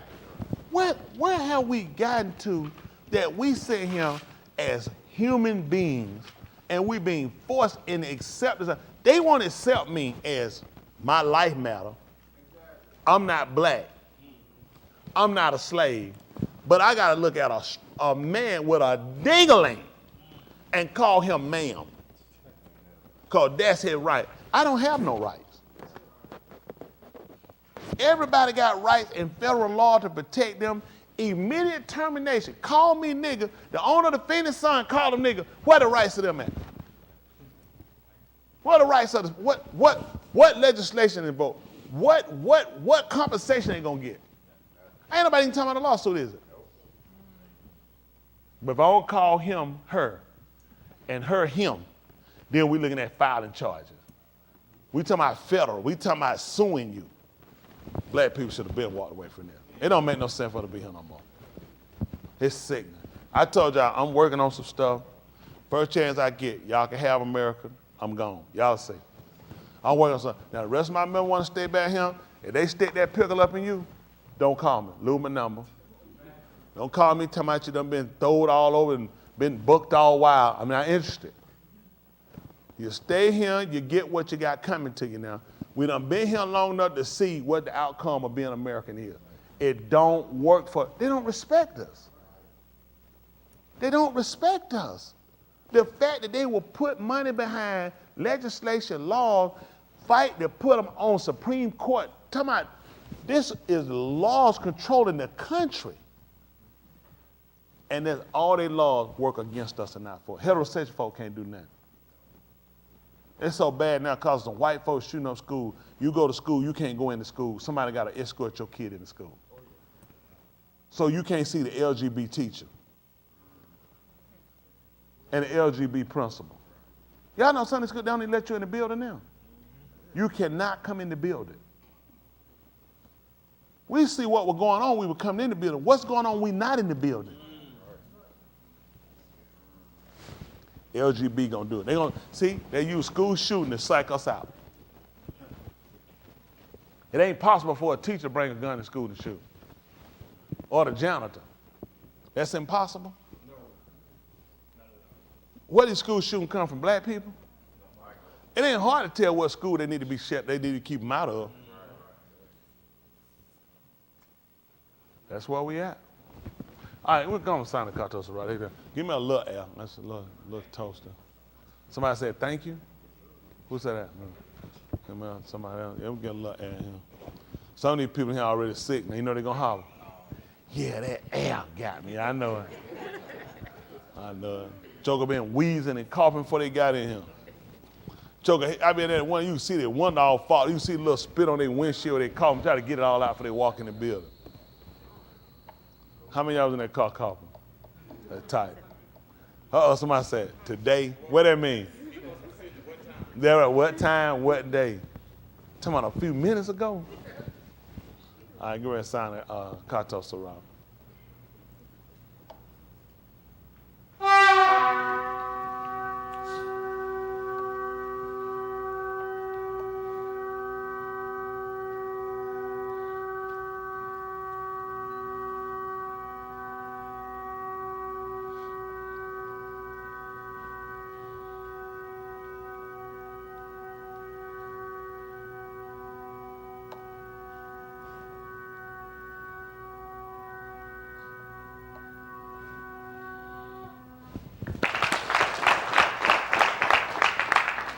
Maya, you want to fight me?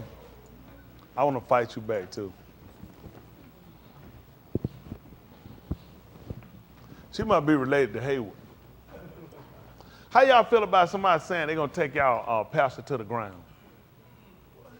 How many of y'all that's offensive to y'all? That somebody will be talking about, hold on for a minute, let's do it again. We talking about people who offended who ain't said it. How many of y'all offended by somebody talking about taking y'all pastor to the ground? They're tight. Somebody Hayward shouldn't have raised their hand. Do you know your husband time? Oh, we going to the ground. We ain't blaming you. It ain't you.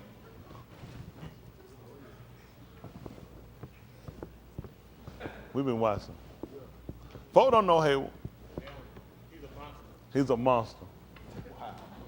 I don't know what he is. All right, Romans 15:4. I know people tired of me ranting and raving. I don't care. I don't care. I just want people to think, man. Y'all know what? I'm really sick of. They ask me day by day, they say, preacher, I'm ready. We sell everything, we get up out of here and we gone. Till everybody get there together, we can get out of here and go. We can go on and move somewhere else. Listen, ain't nothing can be worse than this. I'm being up with y'all. Ain't nothing can be worse than this. You can stay here and love these people and keep serving these people you want to. You ain't gonna never be nothing. You ain't gonna be nothing. I don't know what these folks in their mind think. You can't be nothing in America. They ain't gonna let you. They ain't gonna let you. Anybody we get that start or try to be something or try to run their mouth and try to say somebody, they're gonna break you every time. Every time they're gonna break them down. Look at Antonio Brown. He making good money out there. Antonio Brown was set to be one of the greatest running back they ever had. Receivers. You know, he got that problem in. I know his partner was in camp with him when they played at the Raiders. And they was out there, he wasn't playing. He came, jumped out there. He told him he wasn't practice. He said, man, I ain't trying to do this. He said, man, it's slave money. He was listen, I know, listen, say he tell me all the time. He said, man, it's slave money. Send out for these people. Listen, him telling this slave money. That's what it is. I him for these people. He wasn't practice. He was telling them guys, this ain't ever slave money. And you know what he at now? Begging to be on the field. They break him. They break him mentally. They break him. They break him, and now he begging to get a chance to get back out there and play. Every time somebody stand and tell the truth, they always break him. All them players should have studied. This what don't make sense. All it takes is one NFL team to say, we ain't playing. Everything changing. The day. They got too much money. Listen, the rest of the team gonna look, all of them know each other. Here, listen, we're not playing. They end the day. This ends the day. We're not playing. And they got to go back and get all them people that money, and they can't, in that state, they can't get nobody, rush nobody now to do it. Nothing but some food. Nobody, listen, if people love the sport, they're not finna watch them no name run out there. They ain't finna watch them people. Listen, it's some people watch college football, it's some people watch NFL, and they ain't the same. There's some people who in the NFL, I really don't care about college. This is my game. It's some people love college, and they'll watch NFL. There's some people true hearted for the NFL. You're not gonna fool me just by sticking nobody out here. They can stop it. Now these college players done pushed now, but they finally getting paid. They fought to do that. They argued, enough people got about it. It took white folk to start pushing for it. There were white players that actually got it done. That's true. White, see that? Niggas wasn't getting paid. Niggas been know they should have got paid. White folk they getting good money. They getting paid. They get to choose what college they want to. All this stuff done changed with these kids. But you know what? Because see, white people start looking at, I'm getting paid. Mom talking about no scholarship. You ain't doing me no favor giving me no scholarship. What is all you did is pull a desk up. If I'm here teaching and 50,000 people in here learning, what changed? If it 1 or 50,000, I'm doing the same thing. So look, if you put one more desk right here and tell me you don't have to pay, I got enough money out of these suckers. Then I got you on a field. What you talking about? That little food you eat, that little chump clothes and them shoes, you know how much money you make me, how much college brings in? NFL can't compete with them dollars. And ain't no salaries involved. Coaching, $5 million. All I tell coach, give him that helmet and that ball. So let me see you go do it. That's all I want to do. Let me see you one kickoff return. That's all I want to see you do. Catch it, let me see you return it. Can't none of them coaches do what them players do? That boy from Miami, that joker laid up that boy, his fingers in the figure 4 on the ground.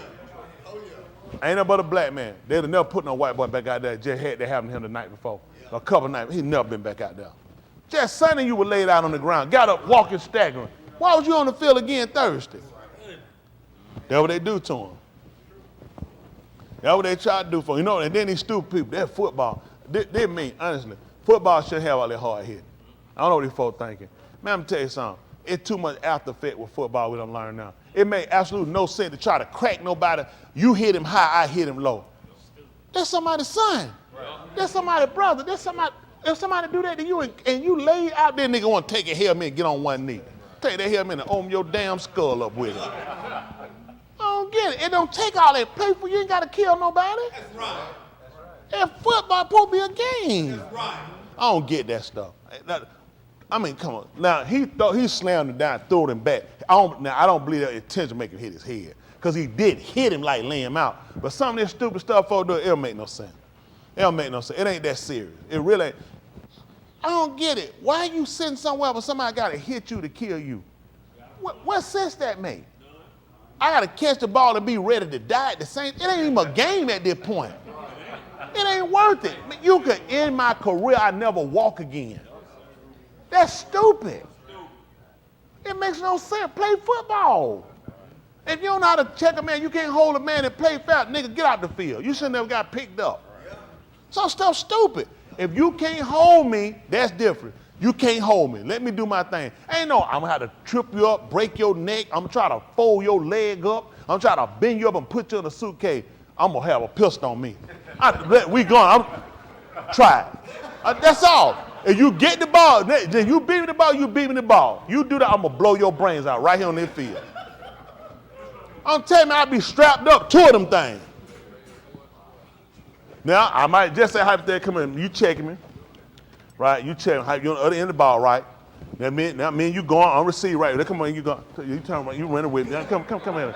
Come on. Work with me. I know you want to catch. Because see, you really had played out me too. Back pedal first, but I already caught that. See that? Come on, sit down. This say something about. Y'all say, hold on, look what he did. The man said, all right, come up here. If you do that, where you going? That man had me this high. Hey, Rue, now come up with him. But just saying, we going for the ball, we both reach for the ball, right? Now he got me, look, he might have on right. I'm in the flesh. Down. Flag on the plate, we run it back. But he won't be down there. I'm just saying, the man beat me, that's football. That's talent against talent. But all that other stuff go up under me, they'll flip me, I catch the ball, you gonna get my legs and go up. Come on, where I'm going? Man, I don't get. You break your neck. That stuff pisses me off so bad, because I don't like that. That's to me, I don't know why folks thinking, man, that football, you are a retard. There ain't no football. Football is skill. That's a skill position you receive. So you trying to hold me. You do your job. I shake you, I get you. Come on, this football. Tackle me, take me down. Don't try to get me. One catch me up top, somebody catch me this way and see y'all can fold me up and 5 more niggas dive on me. Then you pull that pill. Boo. Well, that's it. Tell the rest, don't worry about no flag. Get the ambulance out here. People got to learn. Our referee, that guy got that shooter. Boom. Play ball. Let's go. Get him out of the field. I'm telling you start shooting these bastards on the field, folks will start playing right. Folks will get you, be like, listen, come on, you running. You right, how you want to be tackled so you don't get hurt? Talk to a person, man, just get me just a little light like that, man, you just roll over. So, come on, man, it don't take no. Do it really take, you got to break something on somebody? I'd like to see niggas. All the niggas talk like that ain't played. That's somebody's life. Every time you look around, these guys saying, Mark Gastonov, y'all remember him? Played for the Jets. He was a man. You ain't seen it lately, have you? How many of y'all seen it lately? He on a commercial. Listen, they don't show his face. His wife talking about taking them vitamins. Mark Gastonov is a baby. This man, he was the man back then. You ain't seen it. He's a baby. They only show his face. He like a big kid. They won't show his face. His wife doing the commercial, they block his face out. He like a kid. He's so messed up. I'm trying to figure out, why is he in this commercial? She's saying she had to take the vitamins and stuff to take up. She's trying to take care of him. All that hitting and going and all these piss poor helmet.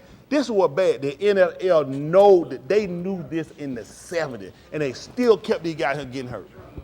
They've been knowing about it. That's why they paying all their money. And these players so dumb, want money so bad. The money is good, but you wind up giving it back. I get socks down. That's a $25,000 fine. Your shirt out, another $15,000 fine. Then at the end of the year, they go through all these videos. Most of y'all don't know. Do you know they go back through all the videos all season? Everybody just getting tickets, Dave. Everybody getting fines. All that stuff he got, no he didn't. Everybody getting fines. You got to pay a team pound. That come out your check. So all that money you got, go back and all them fines you got. Man, a lot of them jokers play the game. How about you just play it for free? I'm hitting you with $15,000 fines and $25,000 fines. You get $35. You get $35,000 a game. Then you just play it for free. Just stupid. It's just stupid that players sit out here and the stuff ain't being done to them. at their leisure. That's why I said people come to real. It's just time, look, we need to get our own league, play fair, play straight with each other. Catch a dirty nigga, shoot him, bury him. That way the next one like, I'm telling you the best way, pop out, shoot him up real good, dig a hole, bury him right there, everybody run around him. Everybody learn how to play fair. I basketball, all that stupid stuff, trying to hurt somebody, you go up, lay on your leg, go up under you and try to flip you over your head because I cannot jump you. Shoot him.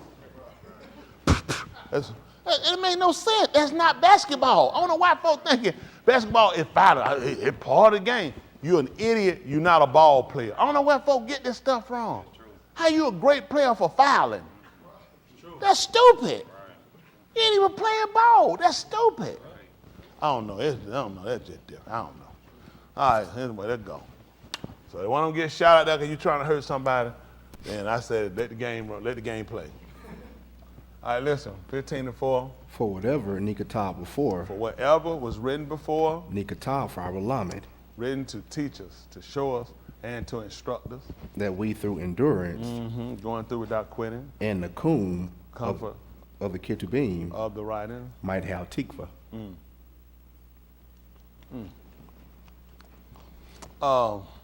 Let's see something. Sip there, Aleph Ukanon, 1 and 1. They'll call it 1 John, for the reason that come to my mind.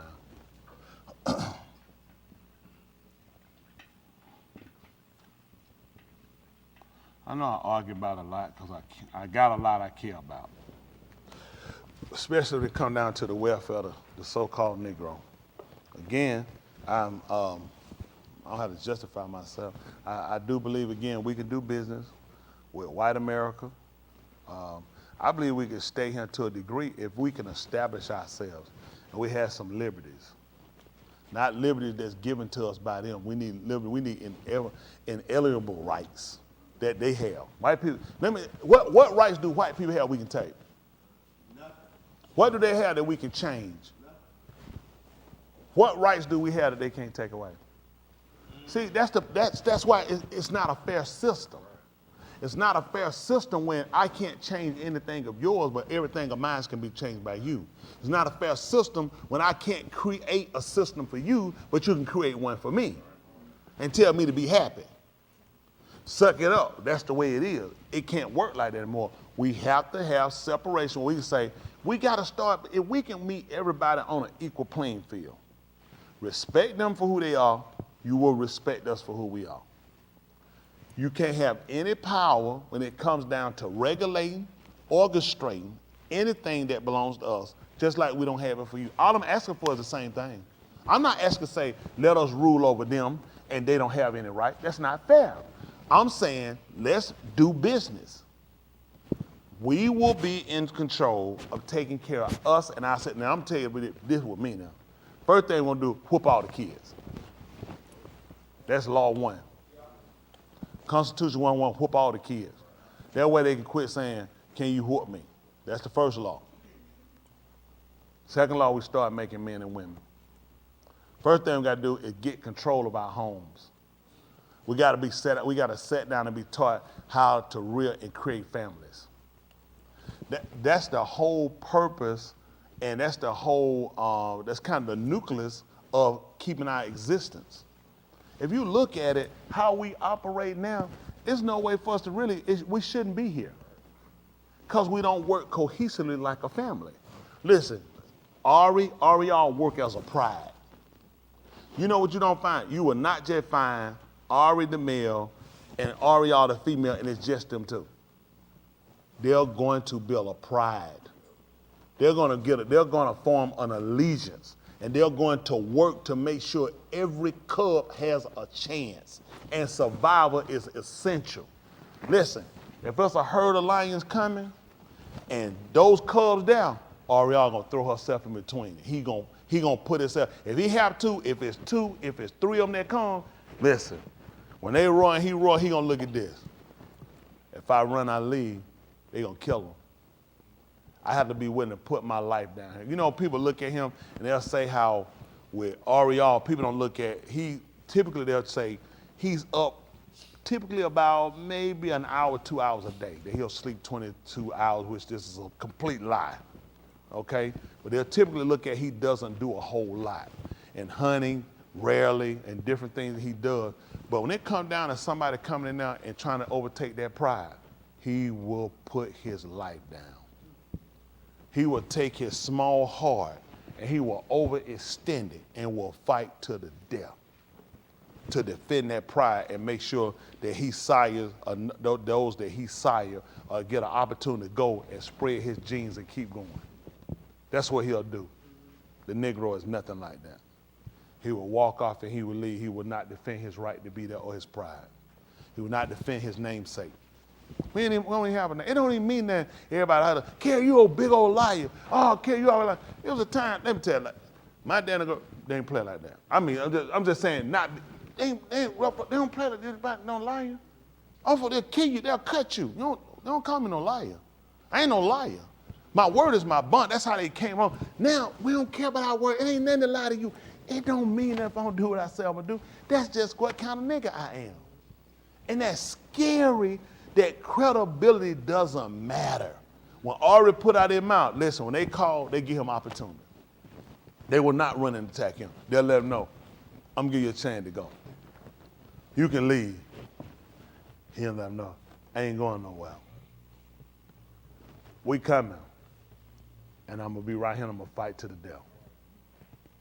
He going to fight to the end. He will put everything he got on the line and be willing to let. That's why you look at Yahushua. That's what they came. He put everything on the line. When they came down to it, between us and them, he was willing to die. That's why we appreciate him so much. Just so he sired us. He wanted to make sure his seed can continue to flourish. It was essential that he put his stuff on the line. It was better, he knew it was better that he died than us. He looked at a namesake.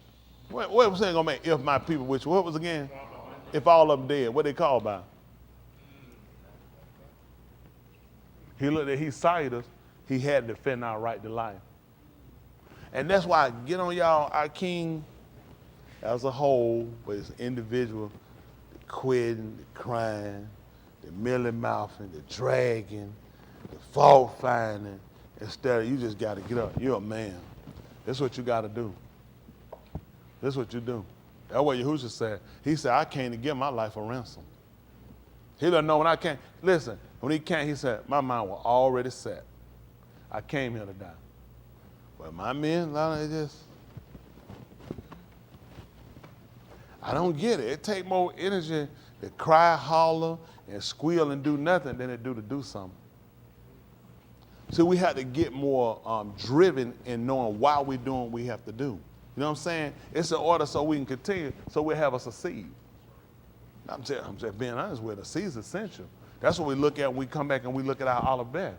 See, knowing the word is one thing. Knowing the principles of how our word was constructed is more valuable to me because that gives me the credence to why I take the word to the degree of why I take it. So you don't understand, just like with any language, there's not a language you'll teach a person without teaching them, first of all, the principles of how the language came in existence. Y'all saying the letterings, the sounds of the letters, how the letters construct together in order to formulate the words and point. Just teaching no word don't make sense because you need to know the essentials of it. How many of y'all agree with that with a foreign language? They just start teaching you the word. First thing you come up, Pequito. They don't teach you about no letter. They don't teach you about the lettering, the sounds of the letter, what letters construct to make up. Sometimes the origin of where things came from, so you understand how the language is spoken, and you understand how other words more or less stem from those, from those letterings. Same thing with our writings. That's how we learn how words were formulated from, because everything we did have meanings to it. And he told us just like sounds. The distinctiveness in sounds means something, right? Ha ha ha! There's a distinction. They say, well, they the same. Are they the same thing? But you got to understand that. All right? Just like when Yahuwah came, what did Adam understand? The sound. He understood the sound. And the sound let him know. This ain't be standing right here and be ready when you come. That joker coming to kill somebody. I'm outie. You know what I'm saying? I'm outie. I'm hiding. He knew that sound was distinctive. He's been here before. I've never heard that sound. And I can tell from the sound of it that he's not coming and he's pleased. But look at us. The so-called Negro believe that Elohim had been pleased with us. We ain't heard the sound. Huh? Hold on, let's see something. Let's look at this right quick, and then let's look at something else. Listen. That which was from the Rosh, That which is from the beginning, which we have Shama, which we have heard, which we have seen with our own when we're seeing, which means that we saw it with our own hands. Give me meaning. John, give me one. Take knowledge of it. Master something, huh? Perception. Yes, sir. Witness.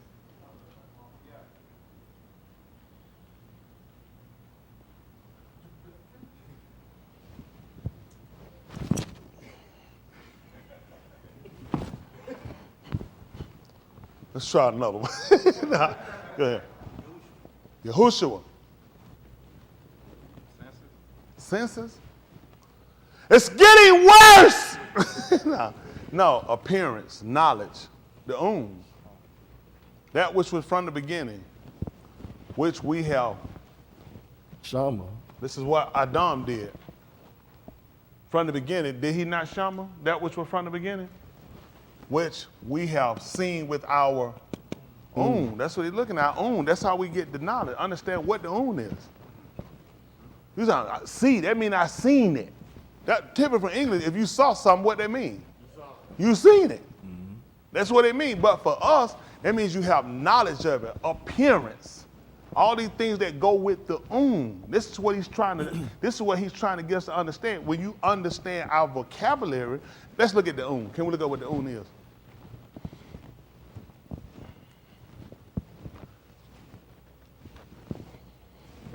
I like lexicon, Hebrew lexicon.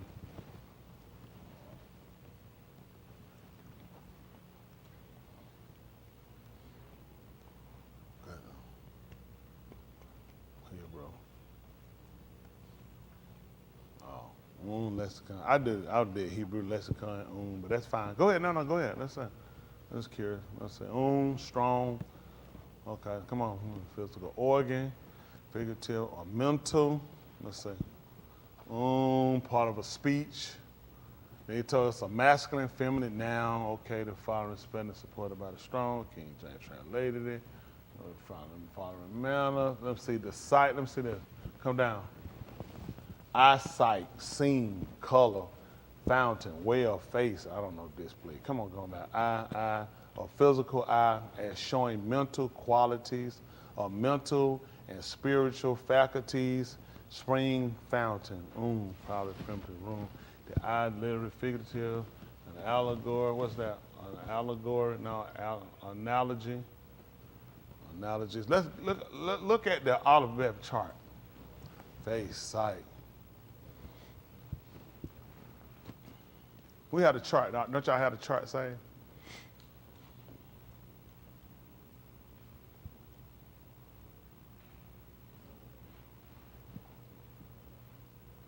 But you got to think that's really kind of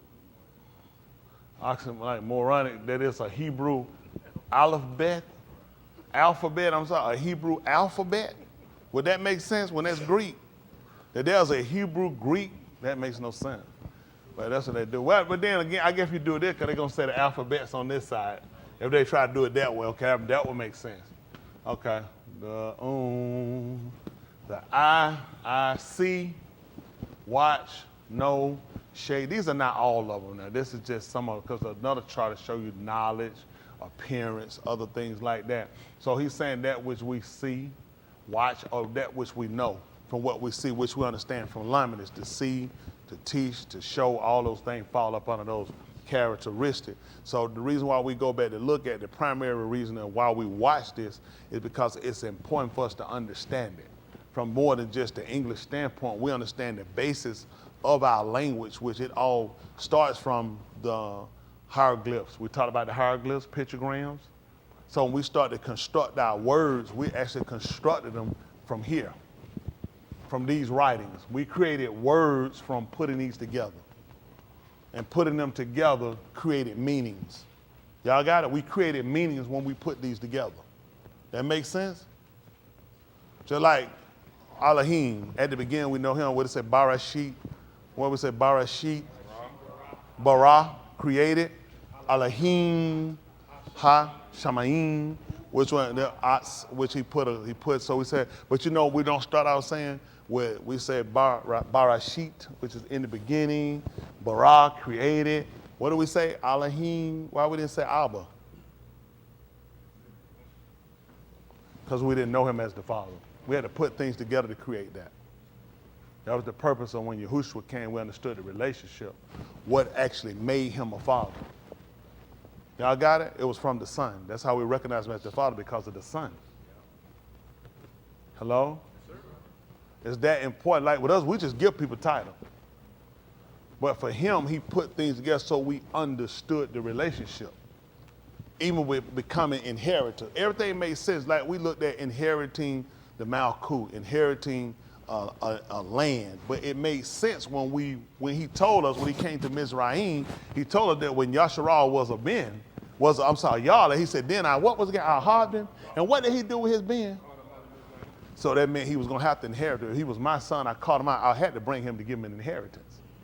Now, before we knew that, we knew by Abraham. He was called out. Hello? When Abraham called out? That's right. And he became an inheritor. Hello? And that which he inherited, he passed down to his, so we understood the relationship, that Ben had to come from him. So the inheritance were all based upon those that proceeded from him. When we talk about to Abraham and to his, that's where the promises were made. Y'all got it? So then we looked at how we became heirs, because we became joint heirs. You know what I'm saying? Because we became connected to Yahushua. Now, we talked about how a parent can take in a child that they didn't physically have. And that can be through adoption, which means you got paperwork. We got writings for that. That no matter whether we proceeded from or we came in through the adoption. And it still made us heirs. Y'all got it? And you know, we understand that all today. What people say, well, I don't try to worry about trying to understand. I just believe for his word. It doesn't make sense believing for his word unless you understand what his word is. That's why it's so important when we hear statements made that we understand the basis for our writings, the and we talk and what we're actually looking at. Let me say that was a different chart you pulled up. I saw it in the corner. Let me just see what it was. With all these charts, no, it popped. There was a white chart you pulled up. Okay, don't worry about it then. It saw that coin popped up. Just, no. All right. Oh, no, this is just showing back all the languages. Probably this is the other people writings. But see, and what people don't realize, when you go back and look historically, you'll find that all of us had the same basis for writing. Everybody had the Aleph. Even the Greeks, when they went, they had the Alpha. What would they know about the Alpha male? That's right. That's the one that leads. And that's the thing we found out about the Aleph. The Aleph can lead 1,000. Hello? Yes, sir. So that's what we start looking at. Even when you talk about Daud, when they talk about Shaul, how he had killed his 100, but Daud his thousands. He want to know how they accounting all that to him. See how these people write? Well, okay, Proto-Hebrew, they call original letter. Okay. Hieroglyphic. That's pretty ugly. But this is also similar to the crown. We talked about, if you look in like old Japanese, you see they would wear the hat, it would go up and out, not the crown. Because if you look at the Watusi, you look at the other one, you look at how their horns go and go out. It was similar to. Everybody looked at mimicking, looking. Hello? It was important because people understood the similarities. Yep. Like now what they give us now, it's hard to understand it. It really is. We see stuff now from like more a fairy tale type situation more than we see it from our basis for how we wrote. Y'all got it? I mean, it would make sense.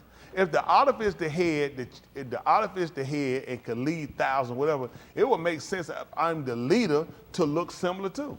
Yes, sir. Makes sense. When it would make sense, honestly, it would. And people don't realize that when we got with these people mixed in with them, everything changed. Then we got these little piss ant crowns. But when people before they were, an emperor hat was different. An empire is different than a kingdom. We had empires. We never used king. We got that stuff from them. When they write, they're talking Dawood talking about the saints of the Most High are going to take the kingdom. It makes no sense. For us, we use empire. And which is amazing, if you go back and you read our old writings, you'll even see when they told you about Artaxerxes, they're called Ahasuerus. They told you about, they said because his empire was great. These people knew. See, they would go back typically and they would kind of insert words that were more similar to us. Then they would go back out and give you another word that throw you. They'll throw some over here and then they'll kick you back over, but you have to pay attention to them. Our region, our empire is great. Y'all got it? And that's what we look to try to, you know, that's amazing. Fred Samuel to call his junkyard an empire. You remember that? He said, this is my empire. You'd be like, empire? I'm going to kill him something about an empire? Amazing, they'll insert word. That's Norman Lear, white man. Now, he didn't insert, the white man wrote it called an empire. Because he knew an empire was greater.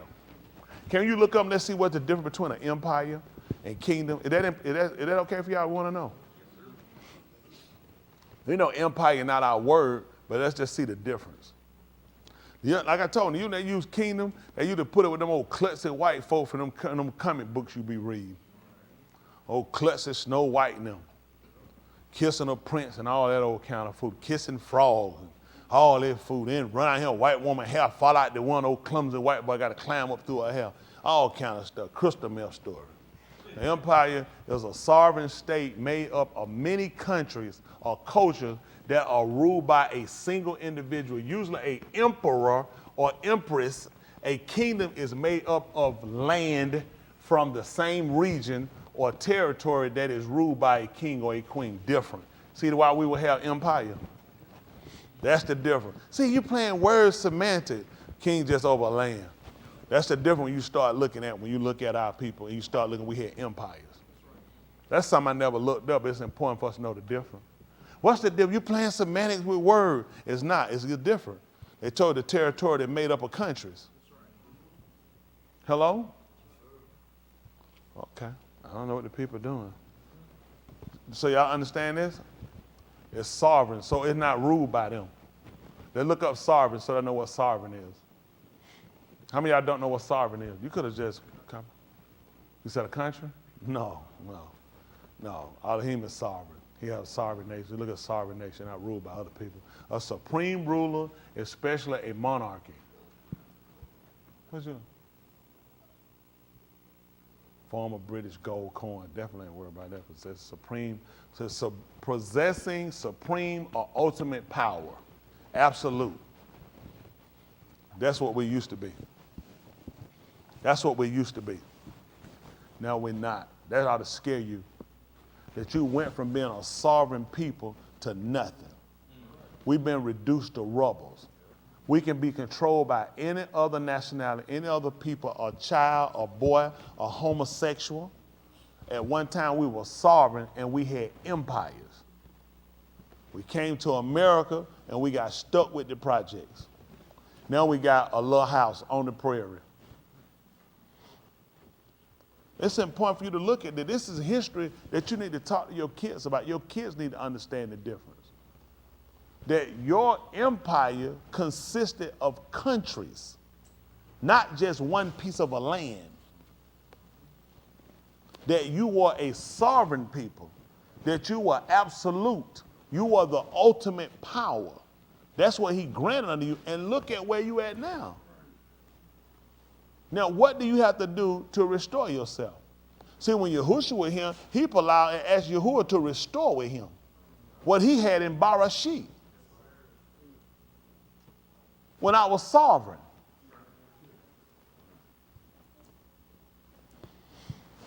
Pick me up at the 18th chapter of the book of Yehukanan. Let's say that 19 and 1. Make it 19 and 1. Yehukanan. 19 and 1. They called John.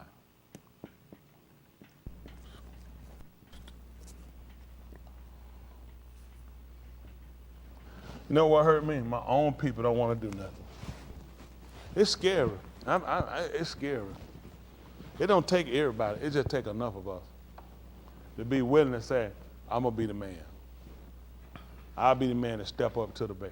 Step up to the bat and do my part. You ain't do nothing extra, just do your part. That's all every man got to do is just do his part. Every man hold up his hand. For some reason, that's just the hardest thing in the world for people to do. Never been told, never been given that responsibility to do it. We just like to talk, read white folk books. You think about all the knowledge you got it from your oppressor. The people that fight, still a man. Hold it in, then one of my eyes get closed up like that, like Forrest Whitaker. Then y'all nigga laughing. Man, why you ain't gonna pay a gas, man, get it out. You sit around my eye all killed on like Forrest Whitaker. I'm trying to live. All the knowledge they use to fight me with is white man knowledge. Using word don't even mean nothing to me. It means something to him. He make it mean something to you. He invoke it upon you. He forced it in you. They did beat you in school, beat you everywhere to learn it. Nobody don't beat you to make you learn all the him word. This word's of life right here. Yes, sir. Your parents will beat you if you didn't get an education, you didn't learn these people information, and you still ain't got nowhere. See, ask your parent. All these kids, ask your parent. Say, where you at? How you doing? What you creating? With his knowledge. Then man, let me tell you something. It's the truth. There's not a college course class you can take to help you create your own. Not for people. These people all went. How many of y'all went to college? How many of y'all got degrees? We're gonna go to college. How many of y'all went to college and college taught you how to get your own? Look around at their hand.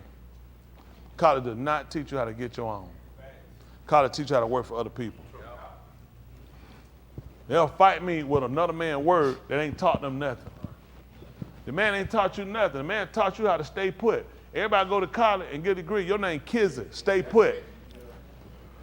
They don't teach you how to get nothing. Your mind don't even go down. They go to school and get a degree for business so they can run other folk business. It ain't been long ago start trying to get their own. They were trying to learn business so they could work white folk business. Most of them go to college, you go to college to get a degree for business, you can go and wipe your behind with them. You ain't gonna do nothing with that stuff.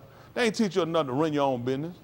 They teach you how to work within a system of their business. You got a degree in business, most of these folk got it. Go and see what they do with it. Nothing. They know I'm telling the truth. I'm making this up.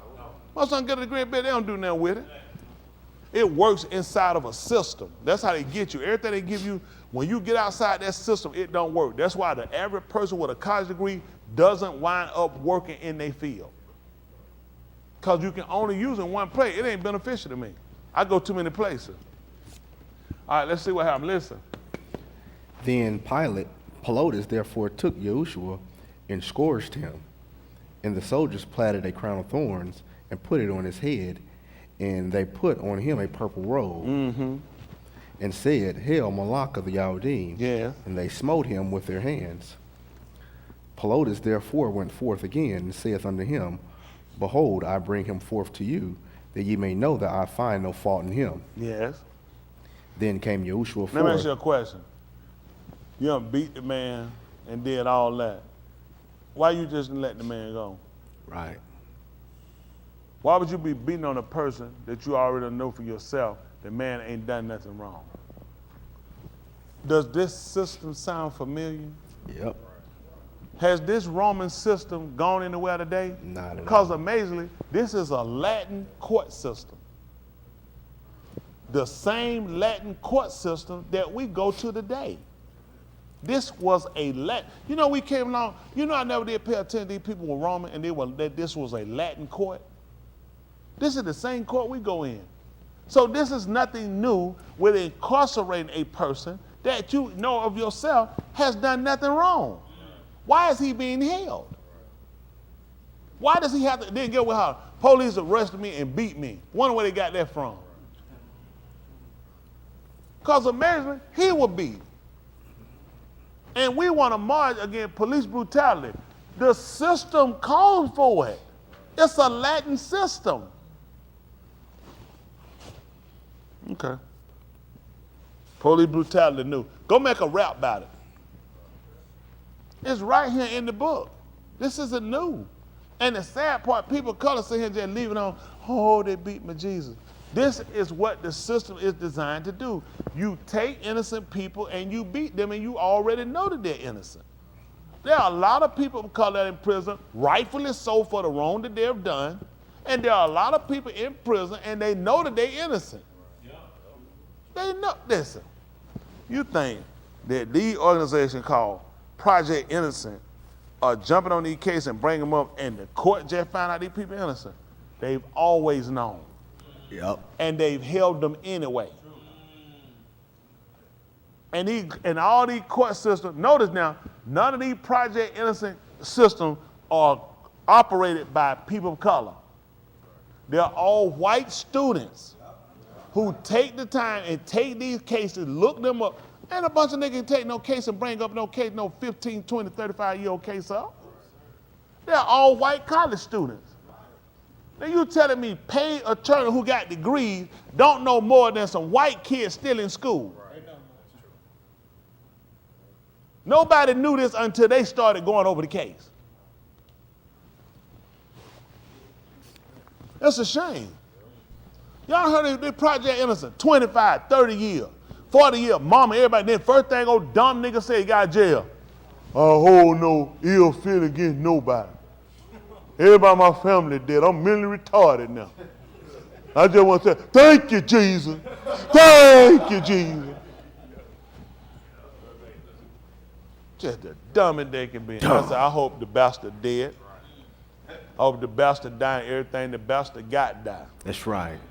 And all y'all bastards were praying me to stay in there and die. I hope you die right now. And I'm looking for a free one. That was a free one. To kill one of y'all niggas and don't go to jail. That way I feel better about that time I done served.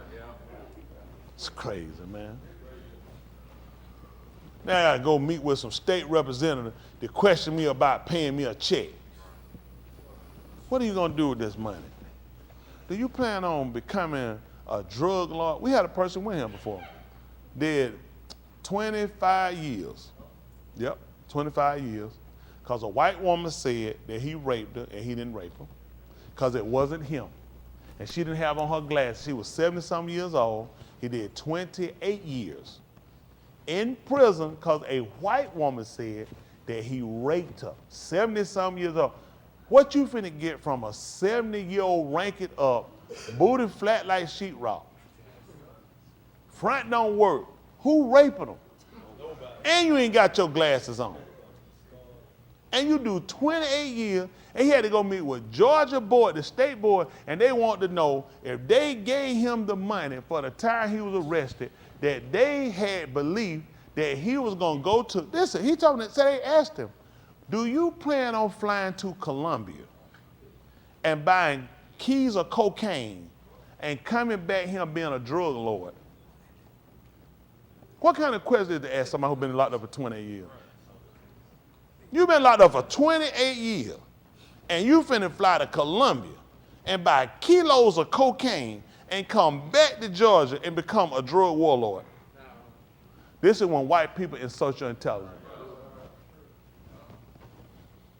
They did find a rule to get him the money at $30-some thousand a month. A year, I'm sorry. And, I'm not done. I'm not done. $30-some thousand a year. $700-some thousand they rule to give him. They said, had he been working all that time, that would have been about the amount of money he should have made. In 28 years, $700,000. That's when a nigga really poor. Now, on top of that, he could not get a ticket.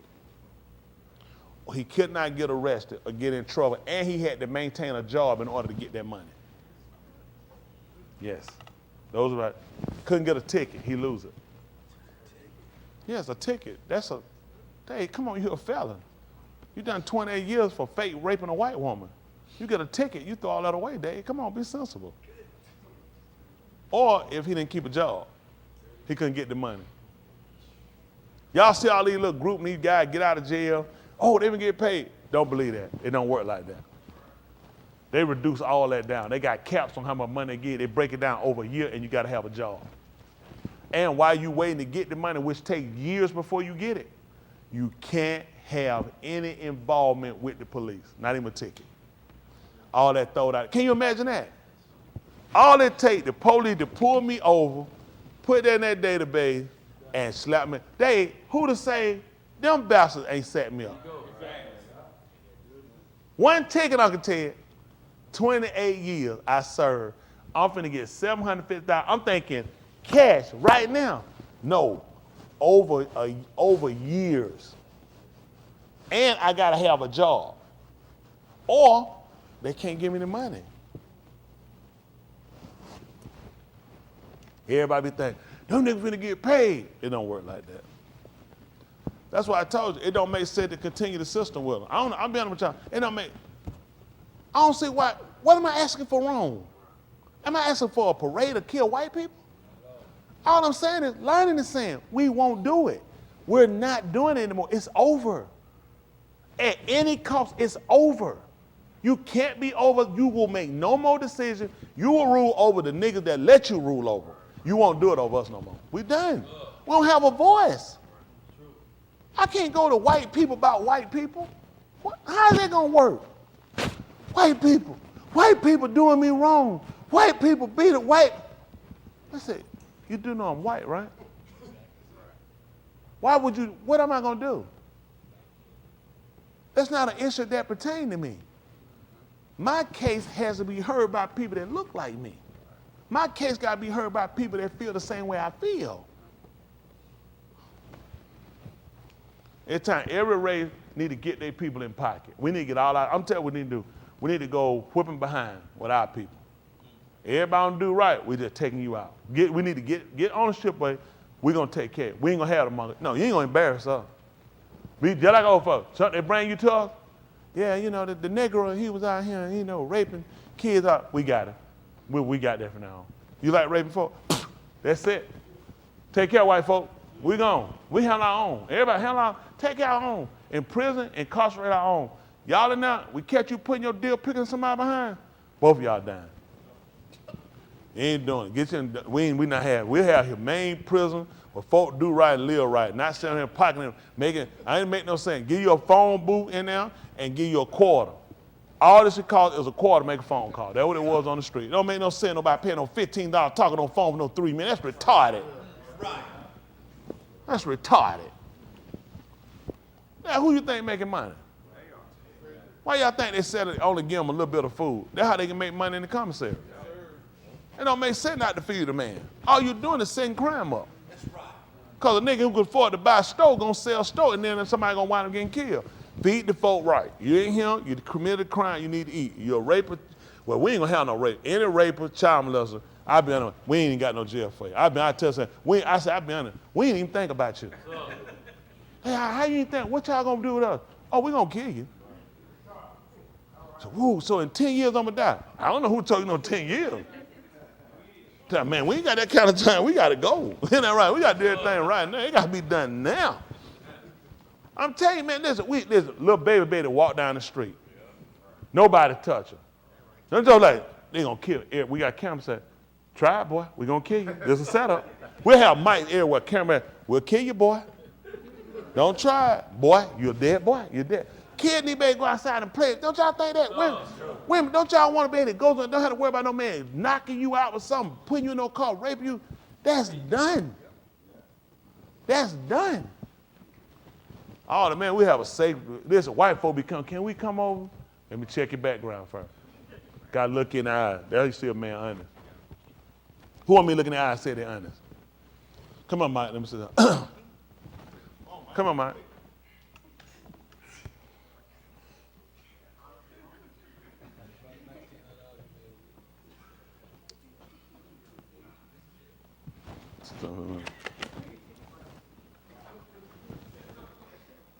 Kind of tilt your head a little bit like that. Come back that way. Then kind of back a little bit. Then down. Down a little more. Back up. Have you ate any more fast food since you ate McDonald's this week? Why we look around? What? JJ. He ain't nothing. I knew he was going better. I know. I looked at that man. Listen, I seen so much fried food in that man's eye. I look at it. I told him look down. When he looked down, all I seen was the crust. I said, that man. I said, man, I just know that man done. That man said, I'm not getting the rest of this week. I'm gonna be good for 2 days. That was just Wednesday night, Rod. What you ate for Jay? He might have. That mean he probably had a salad.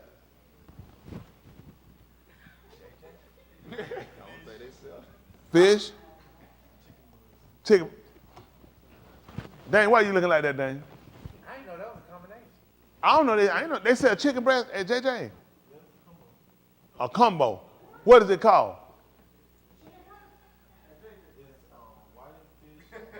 Whitey fish and chicken breast combo. Somebody call up there. We ain't breaking no Shabbat. How many of y'all have been to JJ? I'm talking, how many of y'all know JJ? How many of y'all done heard of the whitey fish chicken breast combo? Why ain't nobody else heard about that? Oh, they ain't never got it. So it's on the menu though. You seen it. What you usually eat before that?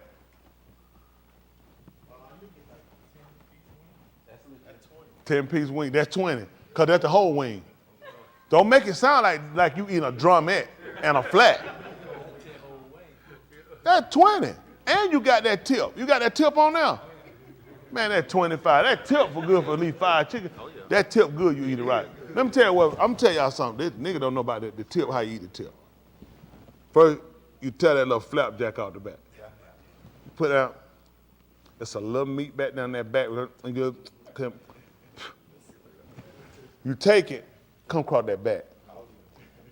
You got to hit right on, hit that back, and it got kind of crunch that little tip. Sometimes it tip, and that tip, it's a little clamp.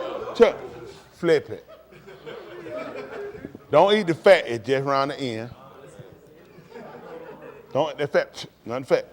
In the middle of that hole, it's a little piece of meat in that hole right there. Boy, you got to know about that. I'm a chicken otter. Chicken breast, this type.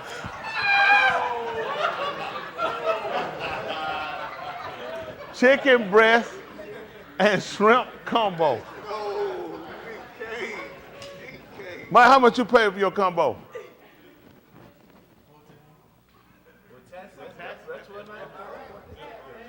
That's it right there. With taxing. $13.99 in taxing. You ain't have no bread in there with it. With the shrimp, what sauce came with it?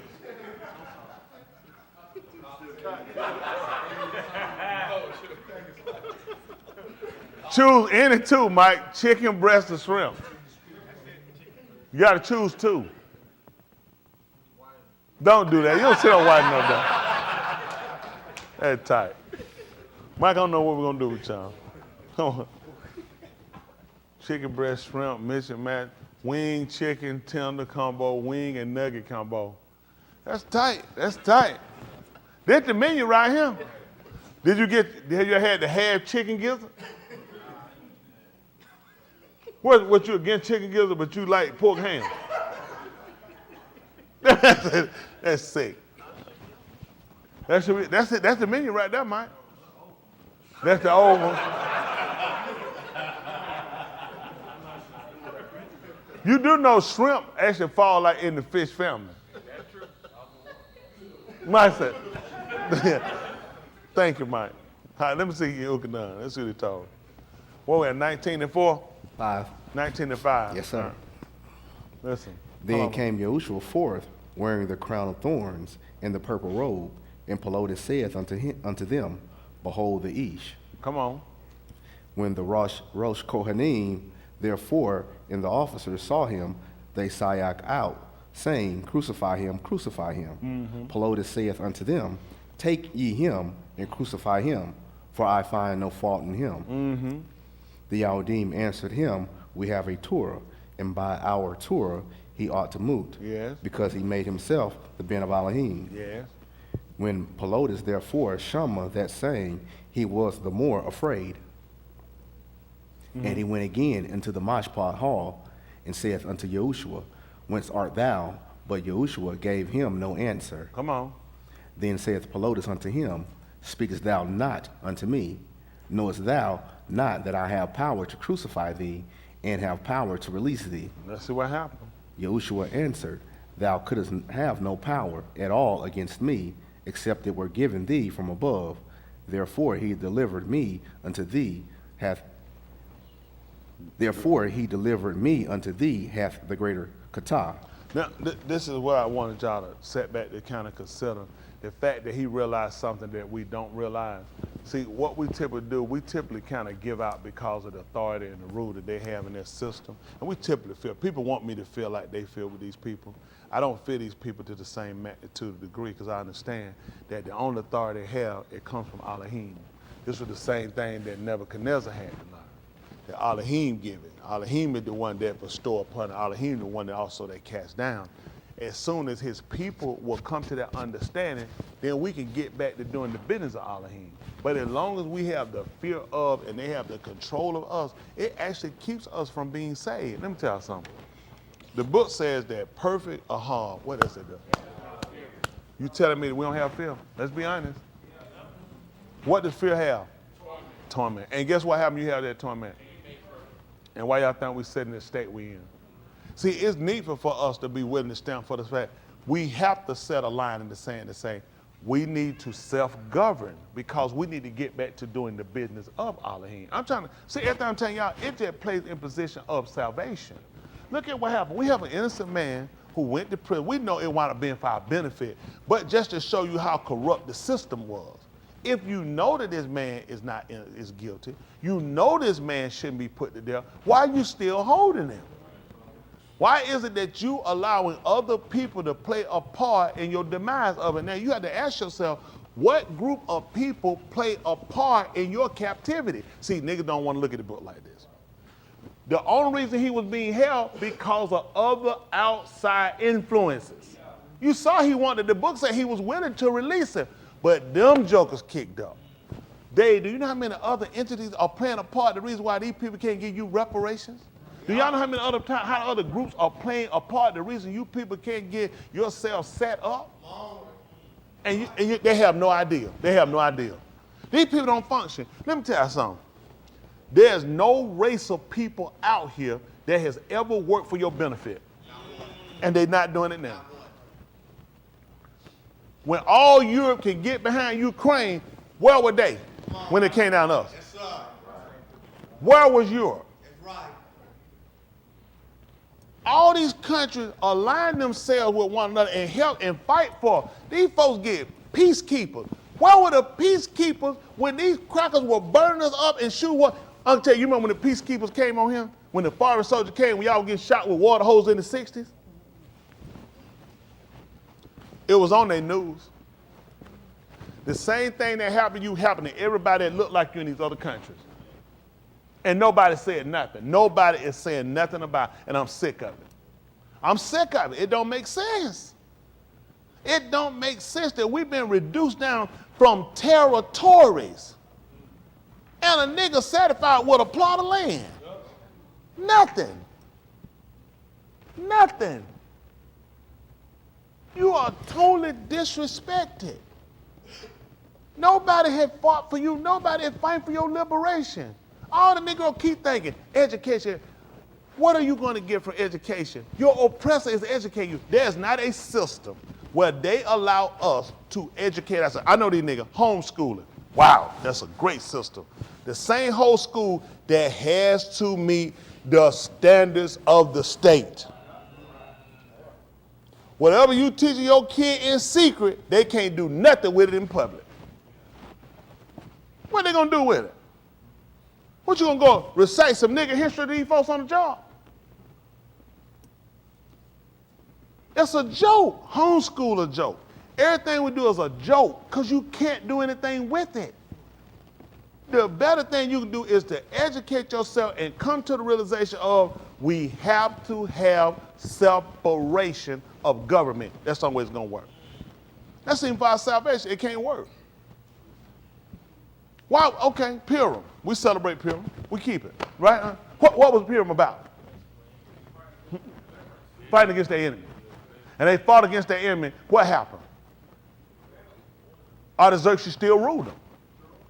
What was the purpose of Marduk becoming their Adon, becoming their ruler? Because he became their ruler. Artaxerxes sat the day that we were keeping Purim. There was a consensus among our own people that we would keep it. And we set the day. Now they set your days. Martin Luther King was killed, what, April? His birthday is when? January. January when? And white folks tell you when to celebrate it, when to acknowledge it. White people tell you when. Dr. King told you when to keep it. His family, white people give it. It got to be convenient for them.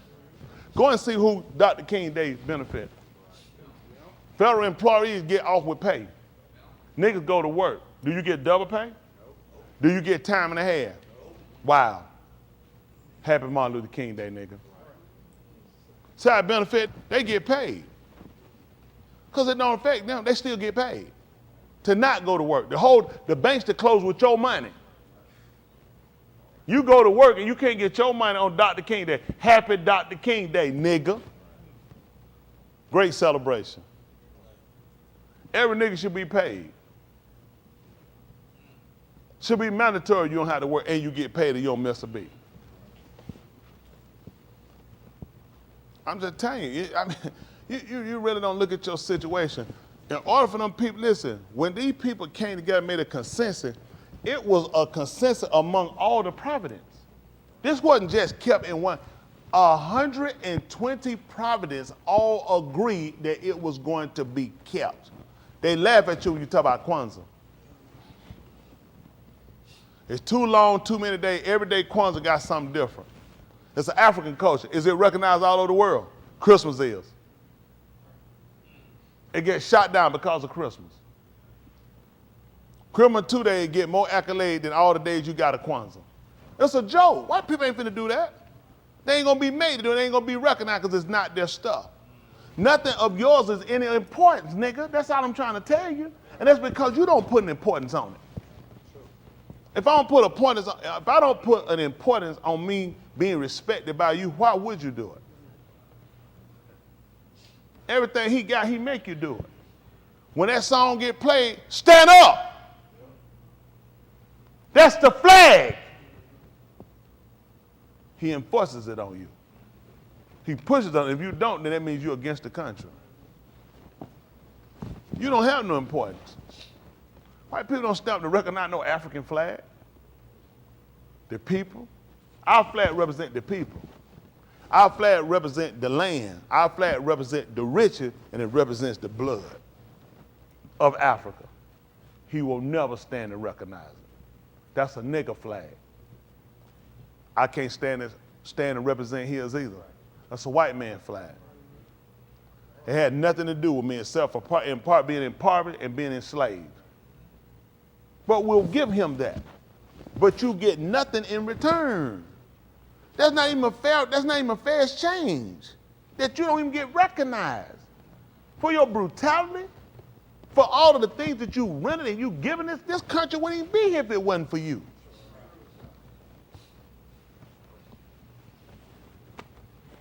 He's beaten none of his enemies. We've beaten every one of them. He could not beat the quote-unquote Indians. That is a lie. For him to tell you he beat them would be a lie. He used you. He used chemical, biological weapons on the man and still couldn't beat him.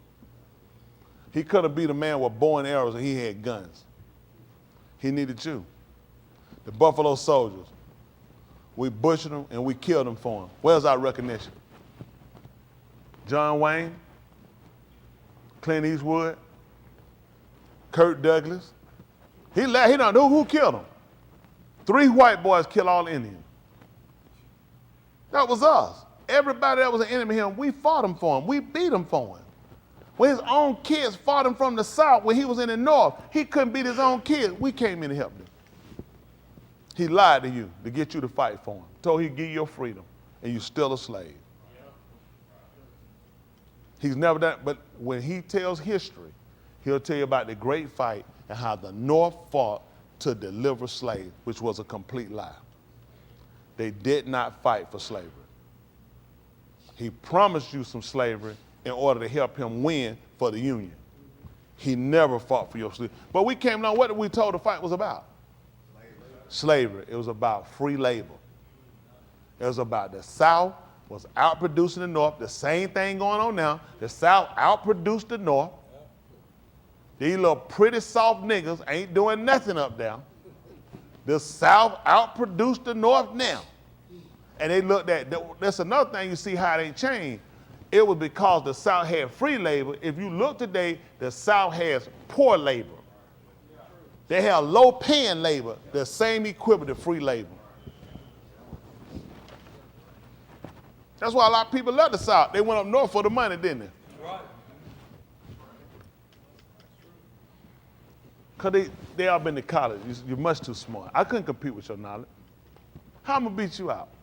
You got a piece of paper. They pay thousands of dollars. I go to Office Depot and buy more paper than your store wrote on, and I only spend $10. That's how they get us. They tell you lies. But this is what I'm trying to get y'all to understand. The authority and power they've been given to them, it came from above. We grant these people the power they got over us. And all I'm trying to do is get us to a point. They're going to do this kind of stuff anyway. It's all about what's most important to you. At the end of the day, we all have to start looking at how do we get ourselves in their predicament, in this trouble. The first thing we need to do as a people is to recognize the Most High, the Creator. A lot of these other races will actually come to this way if we would acknowledge it. If we would turn back and acknowledge our Creator way there, a lot of these people watching us. You looking at now, they look at people today, they say how people are so godless and people are not spiritual. When I came along, people of color were considered to be more spiritual people. Even white people, bad stuff, it was certain things about us they did respect. We don't have that anymore. We'll lay out and we just as terrible as anyone else. We actually make white people better. For the fact when they get through saying how low down and rotten we are, they look at, I ain't worse than a nigga. At one time, they could measure themselves about us. We had credibility. There were white people that would watch us and knew that person that was an honest person. Oh, let me say, all white people want that. It were white people that looked at us and had respect for us. Because of our integrity, the type of people we were, they don't respect us anymore because you don't respect yourselves. Right. I'm telling you, we lost it. There were some white people who respect some older people. Listen, they respect it because they knew you were a good person. They knew that person right there was a religious person. That was a good person. That person right there, they would have respect to someone. They don't have respect anymore. We don't respect ourselves. We don't respect we don't respect our religion. We don't respect our culture. White people make you respect their culture. They stick it in your face. You're going to respect 4th of July. Everything white people, Thanksgiving. Could they make you respect? Donald Trump came, he said, we're going to come back, we're going to call it Christmas again. These white people run off the premise of making you respect their lies. You can't even run off respecting the truth. Anything we're going to do, we closet talk about it. If you believe in it right, why you got to talk in a closet? That junk make me sick. I'm like, don't say it if it's wrong. We're the only people. White people say what they want to say. They don't like it, need to go back where they come from. That's whoever it is. Who they talking to there? No Mexicans. These folks don't cut their tongue when they come down to how they feel about it. These folks had a pride of, even though they murdered, raped, and robbed, and kidnapped to get here, they still feel like it was a prideful deed. They still celebrate themselves as heroes. They won't dare to have their kid to grow up. Why you think they won't let you teach their kids about what happened in slavery? Because they're different than the story they told them. They told them slavery actually helped you out. When they came in and caught you in Africa, you were eating yourself. Y'all didn't know that? You were playing with your green monkeys, and the monkeys scratched you, and that's how you got AIDS. They teach that white kid, it was a benefit to you. And America was better when you were slaves. You were better. You weren't the bad, rotten people you are now. So what the kid thinks about it? I want to help you be better. You need to be a slave again. Need to put you back the way you came from. They tell themselves those lies so they can feel good about themselves. If white people told themselves the truth, they know it's wrong. They tell themselves lies, and you live the lie because you won't stand up and show the truth. You beg them for things, you run to them for stuff, and you don't realize a lot of stuff you can do right among yourself. I've been told a lot of stuff you can do yourself. I don't know why we feel like we got to have it every time we do something. I don't know why we feel like we can't do nothing on our own. So you start getting back credibility. They'll tell you how much money we spend, yet we don't spend any of this money to better ourselves. And we took the money we weighed and this white junk they give us, this terrible food they give us, this terrible education system, these terrible clothes they give, make a fool out. All the clothes we expense out to wear, white folk don't wear this stuff. They spend their money on other stuff. We'll spend all our money and look good and ain't got nothing. Don't have nothing. And it don't make sense as long as we here to be the same people we've been all the time. We hadn't really aspired no further than our parents. We just got more book sense and more book debt, but we dumber than they were. Because we don't try to change the dynamics of how stuff is against us. And that scares me. That scares me that we're going to fall in the hands of kids that's going to make decisions or have make no decision and have no opinion on our welfare for our elderly. We don't care about them. Why would they care about them? Let me tell you what's bad now. Where it should have been that we took care of our parents when they got older, our parents would have to take care of us. They can't retire because they got to take care of us. They can't stop working because they got to help us out. This is how piss poor we are as a people. Piss poor. Don't y'all know the book said, Shaul said it the third time I'm coming to you, and he said the children ought not to lay up for the parents. We should lay up to a point that we can say, that got that. Y'all good. Y'all take care. Now something happen. I get old. Y'all take care of us. This is how backward we are. Let me tell you, you can forget it. You can forget it. These kids here, y'all tell me the truth. How many of y'all got in y'all mind to be ready to take care of y'all parents? Tell the truth. One. How many of y'all put that in your mind? One. Jessica said, my ear itching. 1, 2, 3, 4, 5, 6, 7, 8. I'm taking care of my family. Dude's hand up there, right. Dude normal need all that food. He done ate. Anybody young people out now? And let me say this, for the one that not, that's because we don't stress the importance of that. That's just being honest, we don't stress the importance of it. If I put up for you now, I'm looking for you to take care of me later if something happens. See, we don't have a system in play to do that. The system we got in play, we count on the system that said they already bankrupt. So why do I wait to fall into the hands of people that already tell me they ain't got my money? And then jump around on broke down, hurt, can't move, saying, can I get my money? Okay, dumb nigga, what part you didn't get when I told you I ain't have it? So now you got to go to the street. Now you got to choose between medicine and food because we don't even try to plan to put that in them. I'm telling you something. We have to really get back to rearing our kids to understand the caring and for your parents. The same care that you got when you couldn't walk, you couldn't change your diaper, when you couldn't eat, when you couldn't pay and couldn't go to the doctor. We sacrificed to do that for you. You should have that mind and look at, I want to reciprocate to my parents. I don't want them. We didn't say when you couldn't change your diaper and you couldn't talk that we were going to put you in a nursery and leave you there. We still kept you. When you couldn't walk, we carried you and we put you on a stroller and we pushed you. Nigga, look at a wheelchair. I ain't putting this old ass nowhere. That's just being honest. It's not there. It's just being honest with y'all. If we don't put something back in our people, the importance of how the parent-child relationship is and how it's structured, all we're going to do is dwindle and waste away. We're going to dwindle and waste away. You know, folks, the parent now pretty much, you just go ahead and die. These kids don't care nothing about you. That's just, don't even look for it. Forget it. That's obsolete. Kids don't care about it. In the country, folk would get together and say, we got to take care of daddy. We got to take care of mama. That's how it was. Everybody got together, did what they had to do, so we got to take care of them. Everybody knew they had to do, they have them pull everybody, let them know, we got to take care of them. Or make somebody need to be there, and the rest of the lot, they're going to chip in, they're going to pay and take care of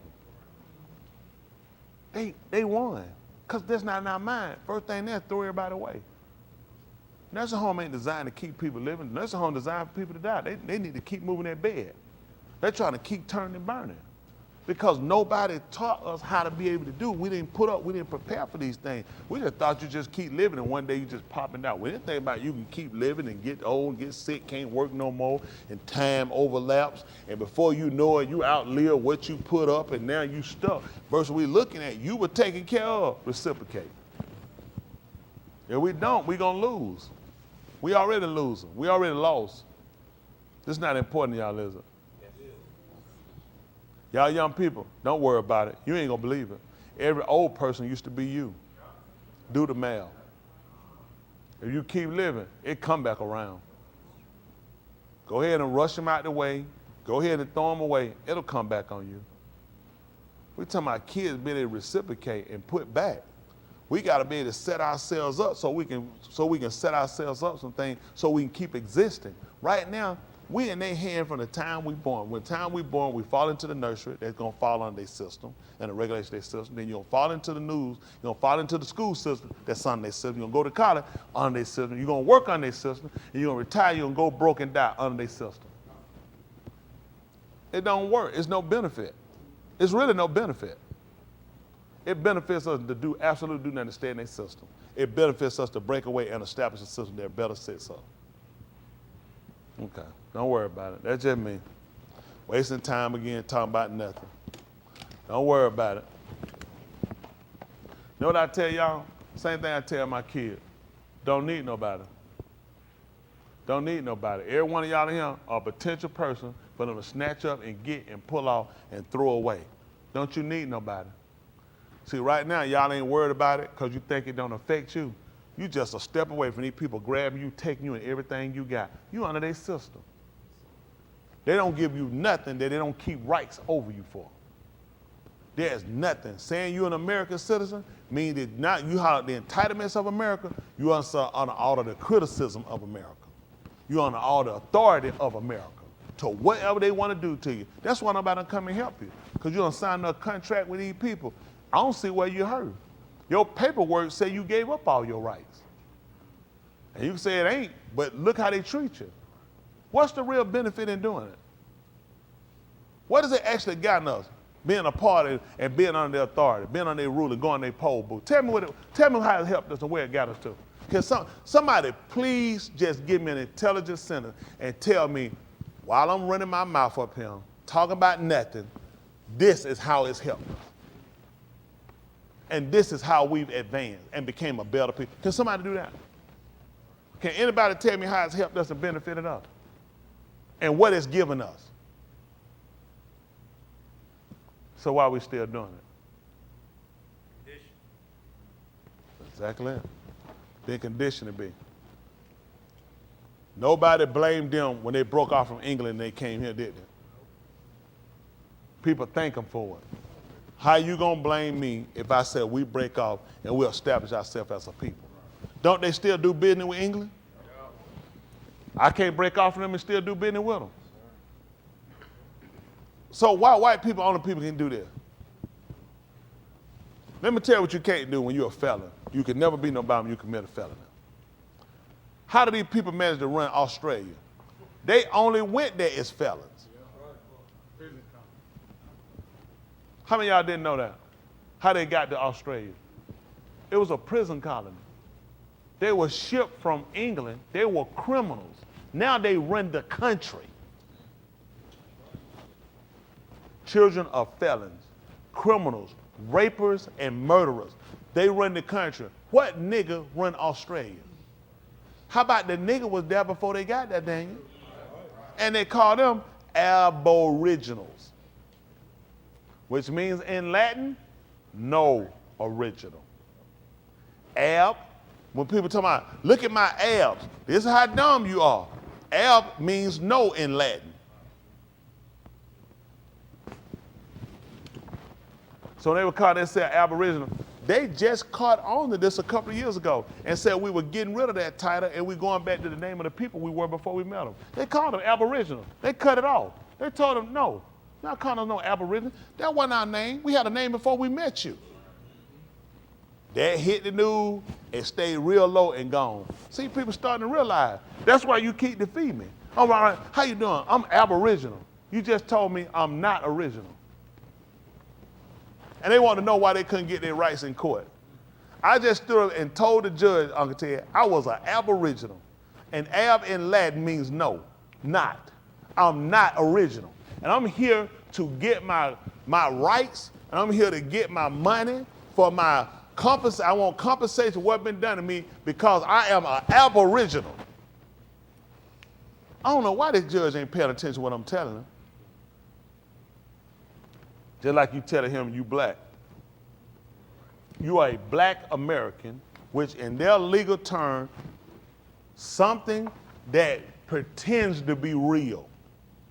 And I want to know, Dave, why can't I get my reparations?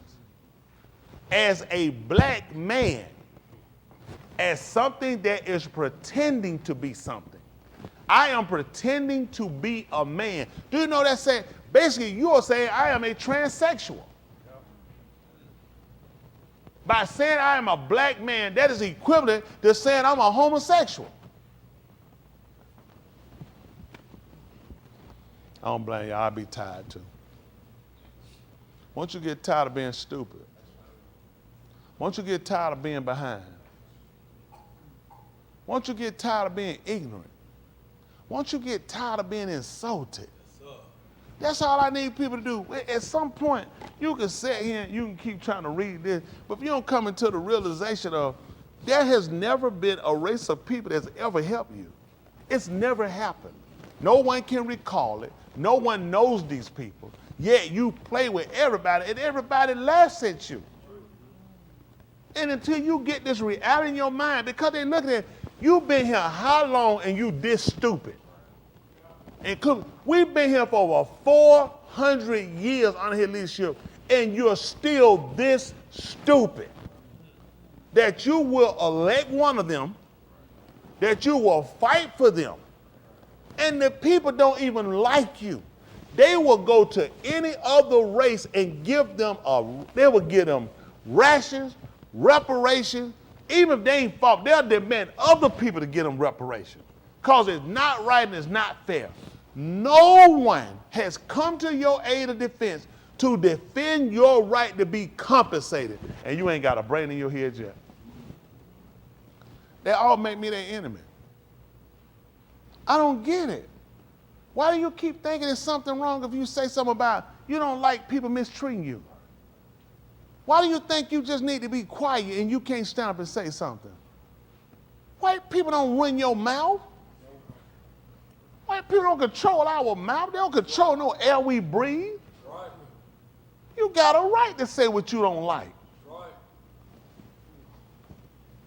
You have no recourse for anything that happened to you wrong from them. What can happen to you from them that you can go get recourse from somebody else to demand that they do it?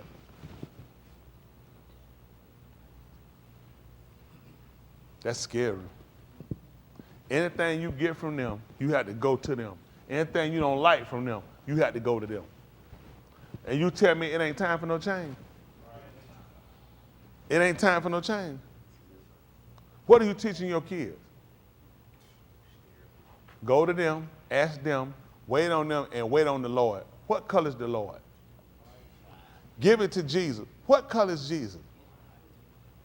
What do you have that you can take and you can deal with yourself?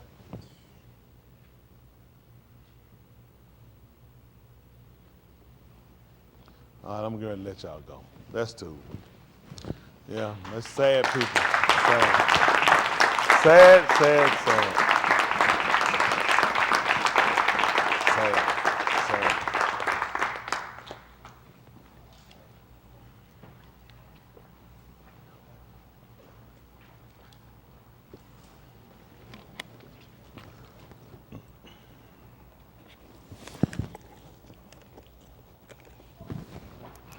I apologize for Karen. Y'all young people, get ready to have nothing. If y'all count on these people, y'all ain't gonna have nothing. They ain't gonna never get no better. Don't believe them. I ain't no need to tell these kids no lie. Tell them the truth. Y'all ain't gonna never have nothing. Y'all gonna be nothing. Black people too scared of these people. They're too scared. They think they say something. White people control everything. They control all the industry. They control banking. They control Wall Street. They control trade. They control taxes. They control the prison system. They control the legal system. They control everything. What can you ever do? You can't do anything. Anything you know, they got to certify it.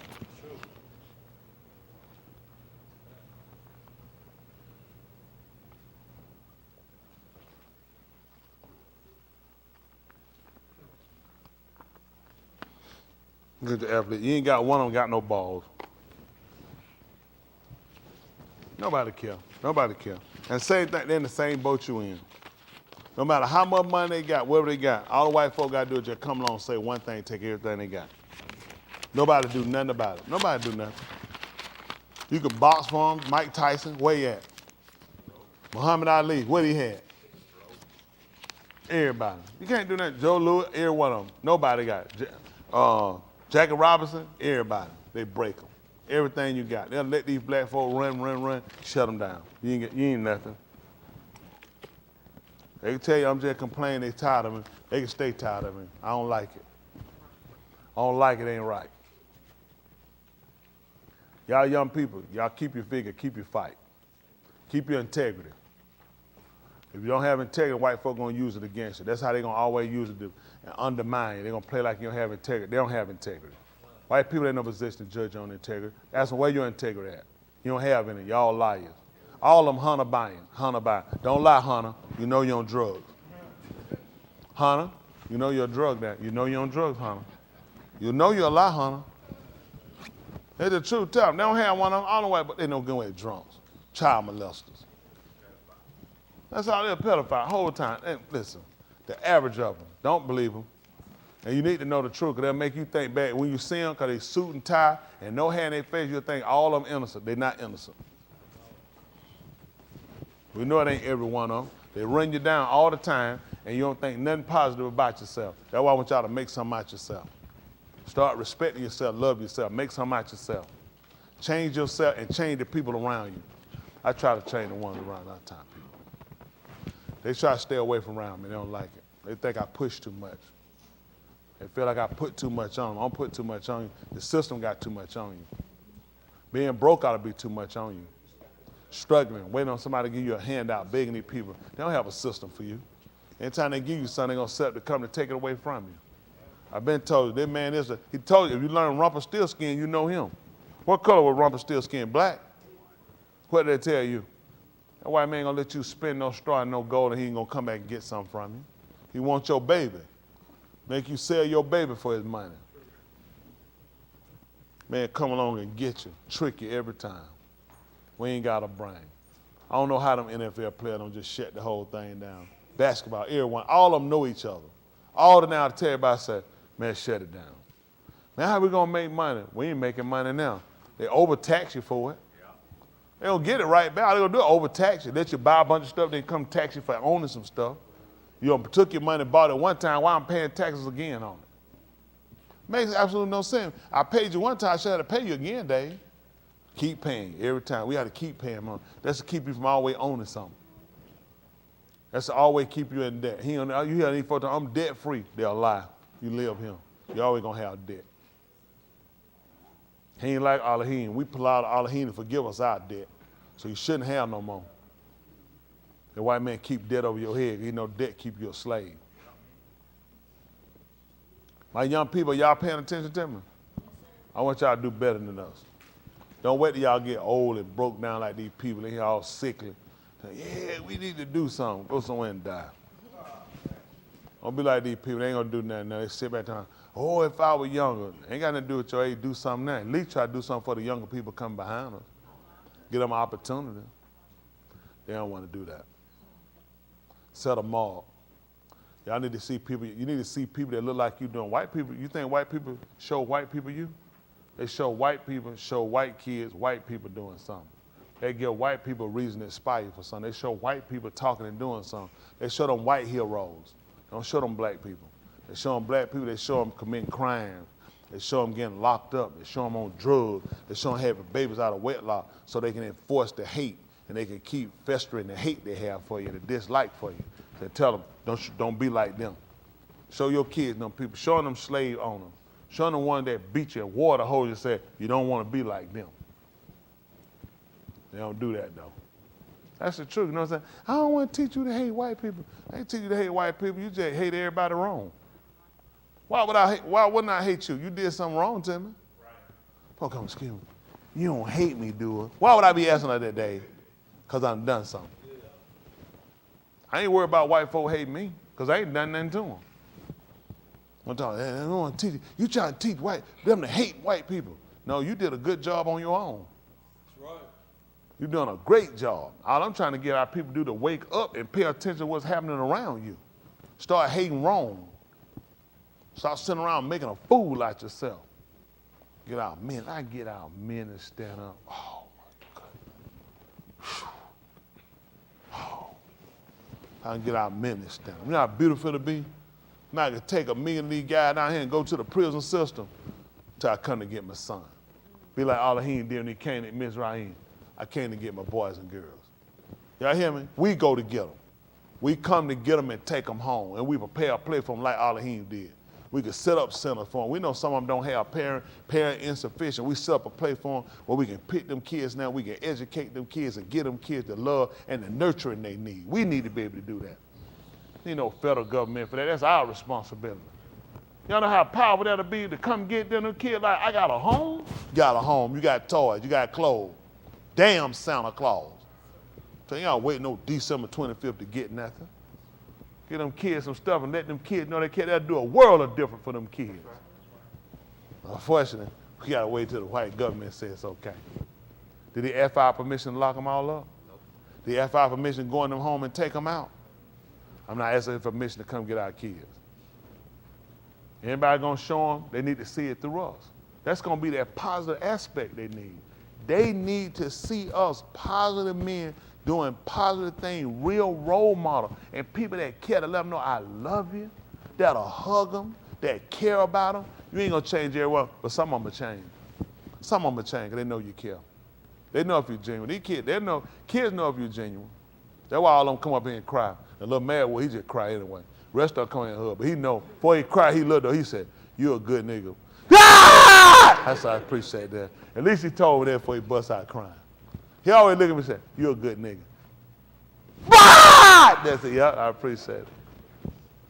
Kids know, they can tell. Ain't that right? They can tell y'all why. These babies don't run from me, do they? They know. They hear me fussing, they know I'm genuine. Ain't that right? How many of y'all kids like me? You too old. You know why y'all like me? Y'all know why? Because I'll fight you. Remember that, Maya. Maya told me, because I'll fight you. You got to let kids know. You'll kick them. You'll bite them. You'll stick them with something. That way they know you love them. Ain't that right?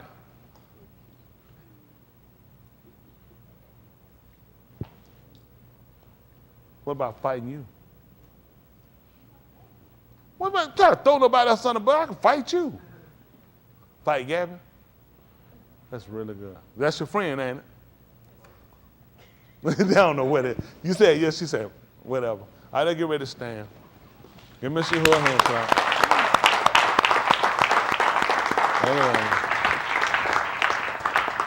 Man, y'all look so dead and I don't know. I try to talk to y'all. I just want to see y'all do better. I really do. I really want better for our people.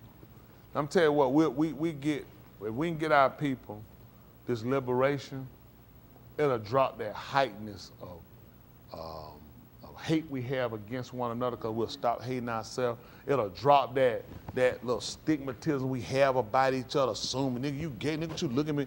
A lot of that come because of all the frustration we deal with. From bills or trying to make or trying to get ahead, trying to get out of a hole, sick of the system, how it done did us and raped us and made a fool out of us. So we just harbor this kind of friction between us. And it shouldn't be. It shouldn't be. We shouldn't have no friction among us. If you ain't done nothing to me, I ain't done. There's no reason for us to come up straight out of there. Nigga, what you want? Nigga, what's up? Nigga, you good? Why would this be? Why? Why would I be? You know white people don't dress each other like that?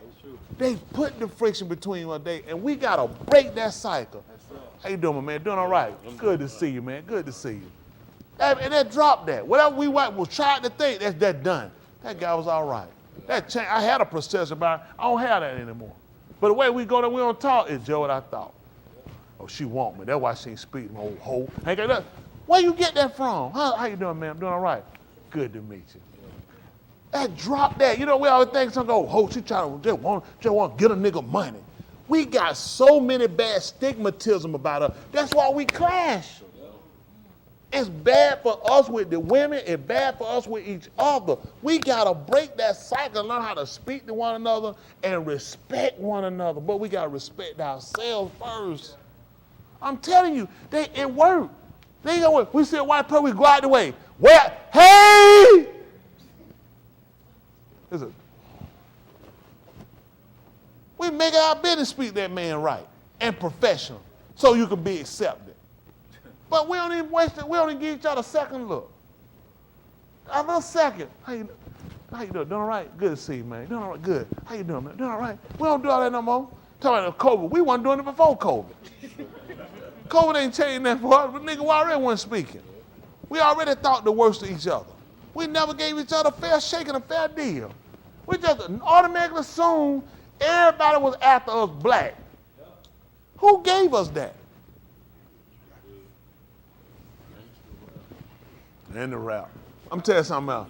First thing I do, cut off every gangster rap. Everyone talking about shooting, the woman a hoe, sucking her daddy penis, and all this foolishness. Don't even play no foolishness. Because it's in your psyche. We count on nigga rap, nigga. Talk about something. Nigga talk about getting some money. Man, we come nigga talking about some stuff, you know what I'm saying? Something. I'm not talking about that. Man, who didn't talk about one love? One nigga, you lucky just to have one love. Friend, how many of us have them? He told you about fake niggas, ain't it? Man, these niggas ain't talking about nothing. Yeah, so fine, I can suck a daddy penis. And you said out your mouth? He got it from Richard Pryor. No, we're not doing that. Pastor, we're not believing that. Richard said that. What Richard said? Well, Richard Pryor can just burn in hell. He ain't no business talking like that. You remember Richard Pryor saying a girl so fine he could suck her daddy penis? You want what happened to the love and respect, Uncle Ted? It gone. Uncle Ted, y'all remember Richard Pryor? Y'all remember Richard Pryor talking about a girl was so fine he could suck her daddy penis? I ain't never heard that. Playboy Bunny. He was Playboy Bunny. Playboy Bunny. He was dating Playboy Bunny. He went to her apartment. And went to her apartment. How good she looked. How good she looked. And that's what he said. And that's what he said. I know it, Richard. He should have never said. I ain't never heard that one. Pryor, You said you heard him say it? He was in a coma. nah, he said. I'm telling you, he said. Why stop talking? You heard him say that? Yes. It's either on bicentennial nigga. Who? Bicentennial nigga. Y'all looking that up for me? Or that nigga's crazy. It's on one of them. He said bicentennial nigga, that nigga crazy. Cause I'm thinking a nigga is crazy. It's on my seed. That's the first time he did Mudbone. He did Mudbone first time on It's a Something I Said. Mudbone was serious. Dracula on what's name? Yeah, him and Baby Brown. That nigga crazy. That nigga crazy. One made them jumped him off. His fur out. That nigga Richard, Richard been jumped off a long time. No, just right here was in the early 70s. They started In the smoking. early 70s. No white women turned him on that crack. Started free baby on white women. They looking for it. Y'all find the answer. Cause we gonna find out if that nigga crazy. I don't remember Richard Pryor saying. I was a Richard Pryor. You remember Richard Pryor, don't you? Why you took so long? You remember everything else? You've been around here spreading all these vicious rumors on Piedmont Park. Do you? They say he was saying Richard Pryor joke. That's why I said that where he got it from. I told him about that. That ain't no joke talking like that. You can't joke like that. I don't remember. He shouldn't have said that. He said, I'll tell you, you don't remember though. you know, I don't remember either. I won't lie on Richard, man. Who you lie on? No, You say you want to lie on Richard. I'm just I know you, when you say I want to lie on Richard, what are you saying? Everybody else open? I was a fan of his. That's why I wasn't wrong. Who? What's up? In the early 70s? Yeah. 70 what? 73? 74? I want them to get that snook and listen to the album in the basement because you can't listen to it on your parents. What you were born in 73, 74? 74. Y'all, I've been to the store and back a couple times by 74. 74, shh. Woo! Got the money. I was 74. In 74, you graduated high school. That nigga crazy came out of 68.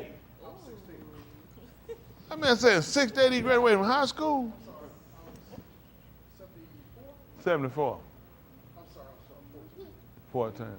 That's an old nigga, just for the record. They help you feel better. That's a real old joke. Uncle tell you what, how old were you at 74? Listen, I can't count that far back. Uncle tell you 74, we should have been. 74, I was 30.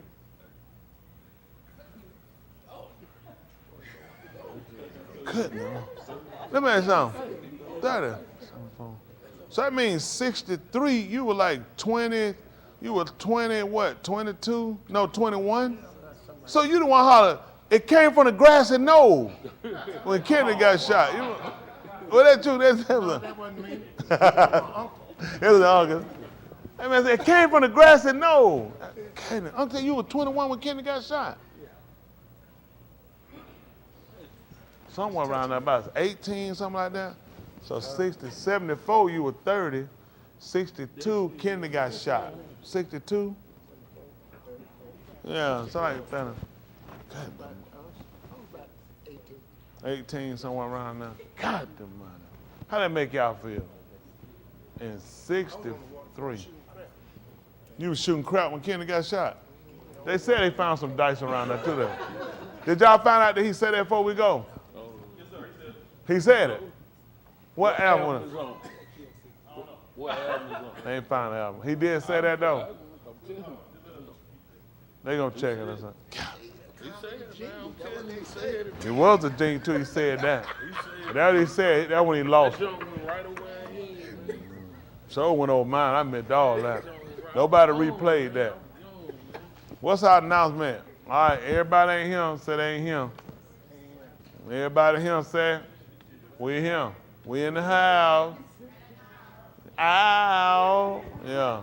So yeah, I definitely want them to recover, get better, everybody, and Wilbur too. You try to do that in the name of Hormel Chili and all them folks, ain't that right? And honey baked ham. Ain't that right? And in the name of football, that pigskin. Wilbur get better right now. Claim it and chop it up. That's what I'm talking about. All right, let us pull out. Kadashava, separated Father, I do again, which is thanks for what you've done and you rendered. I know a lot was said this Layla, because of how we've been conditioned so long. We know that it's played a major part on how we should call you, which is worship you. And because we've been instilled with a practice that goes so contrary to what you granted unto us, it's drawn us away. And it's made us hesitant on living Kudash, which is separated. It has made us sit down and ponder the seriousness of what you marked us to do, which is commanded us. And truly, if we could separate ourselves, which would be Badal, and we could allow ourselves to truly just apply ourselves to you, then we could see all of your works and all of your attributes. Truly, we should call you better, which is adore you. Baraka us. And we always ask you to bestow a benefit, gift upon us. But grant us a true understanding, which is a month. Baraka us that we would see with the ability of the as you granted it unto us to know the appearance and have knowledge and information that's prevalent to our Yeshua, which is salvation. Please don't allow us to continue to be the people that we've been, as we have allowed on our oppressor to make our joy, our sadness, our happiness, our future, instead of putting all we had upon you. We're sorry. If we're not, we should be, because we have truly been in a derision and in a strait betwixt two, having some desire to be with you, but believing in ourselves that being here and having things were even better. And we're sorry we allowed that to even be a part of our ideal, our thinking, our actions. Baraka, our young people, please. If we've gone as far as we can go and we've exhausted all we had because we fear the oppressor more than we fear you and what you can do in Mashpat, which is judgment. Please, Baraka them, which will bestow that gift of benefit upon them, that they will aspire to be yours without fearing others to the degree that they won't turn away from you, that they will turn away from your will. Grant us a healing, not just physical, in the basar, which is the flesh, but grant us in our ruach, in our nafash, which is our souls, because we've been so injured, we've been so discombobulated, we've been so misled, till it's been hard, it has been foggy and dense to see the amat. But we need you this Layla, as we see everything crumbling around us, war on every hand, storms and floods and fires and droughts, earthquakes and freezing in some places. All these things you send in pestilence is to alert us that it's time for change, that it's time for us to be going home now. But we love and attached ourselves to these people and our oppressors and the things that we have, these trinkets, and we've forgotten the exaltation which speaketh unto us as unto beneath children, that you've come to chastise us and not to despise it, that whom you are harb, which is you have an affectionate attraction to, you chasten them, and you scourge every benin, which is every son, whom you receive. And if we be without chastisement, which all are made partakers, then we are memzah, which are bastards, illegitimate, and we're not your band. We need you. Please grant us the Ruach HaKadosh, which is the spirit of separation. Please baraka us according to the Berith Shabbat to Abraham and Yitzchak, Jacob, the Yahudim and Yasharal. Without your Ruach HaKadosh, no ish, unashamed men, shall see you in shalom, which is peace. Please make us a better arm, which is a better people. Let us be the Kodashim, the separated ones, Barakat out of towners, those we commit to you that asked us to allow for them, those going through whatever condition, circumstance, situation. We're considering ourselves tonight that we need real change. Please don't allow us to continue to be the arm we've been, individually yet collectively. Let us ahab you above all. Let your Shem be tahalim, praised, for your word of Yahuwah Elohim. Let Kabud and Kabad be unto Yahushua HaMashiach for all he rendered of the Zabak, which is the sacrifice, the kum, the resurrection, the moot, the death, and the dam, the blood that covered us in due time, the Redeemer from the beth of bondage. Baraka your Shalakim, your Ra'ah, your Mal'aki, which are the sent ones, your shepherds and your messengers, your Shamaim, your Sabut, the height especially where you dwell in your armies. Baraka Jerusalem, the city foundation, Shalom. Baraka us with your piney, which is your face. Let it o'er upon us, lighten. Let your piney be our encampment and our protection. When we've done all we can do here on this side, we palau for Beth in your long Malkuth, which is a home in your empire where we can see your piney, your face, and Tahalim, your Shem better. In the Shem of Yahushua, HaMashiach we palau. Let us all say, Amen. Come home! Come home! Ahab ya. For those that got a mind to live right, y'all follow me. Hey, sweetie, how you doing? Woo, it's been a long time. I forgot about you. How you doing? Where y'all at? All y'all the great singers? You 6 now? Happy 6. You 5. I know. You've been 5 for a minute. Come on, all my great singers. I only want the best singers in the whole earth. You can sing. Come on. You can sing. You ready? Come on, Choker. Give me some, Choker. Yeah, right. Come on, all the best singers in the whole world. Come on, dudes. Come on, boy, you don't sing. Come on, boy. You don't come up here. That's why you fat, Joker. All right, y'all ready? All right, best singer, y'all ready?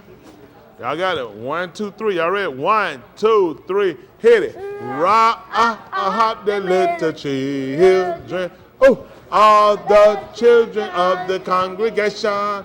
Oh, red and yellow, black and white. They are precious in His sight. Rahab the little children of the congregation. Woo! Come home. Come home. A hug you. Give him a hug. Good to see you.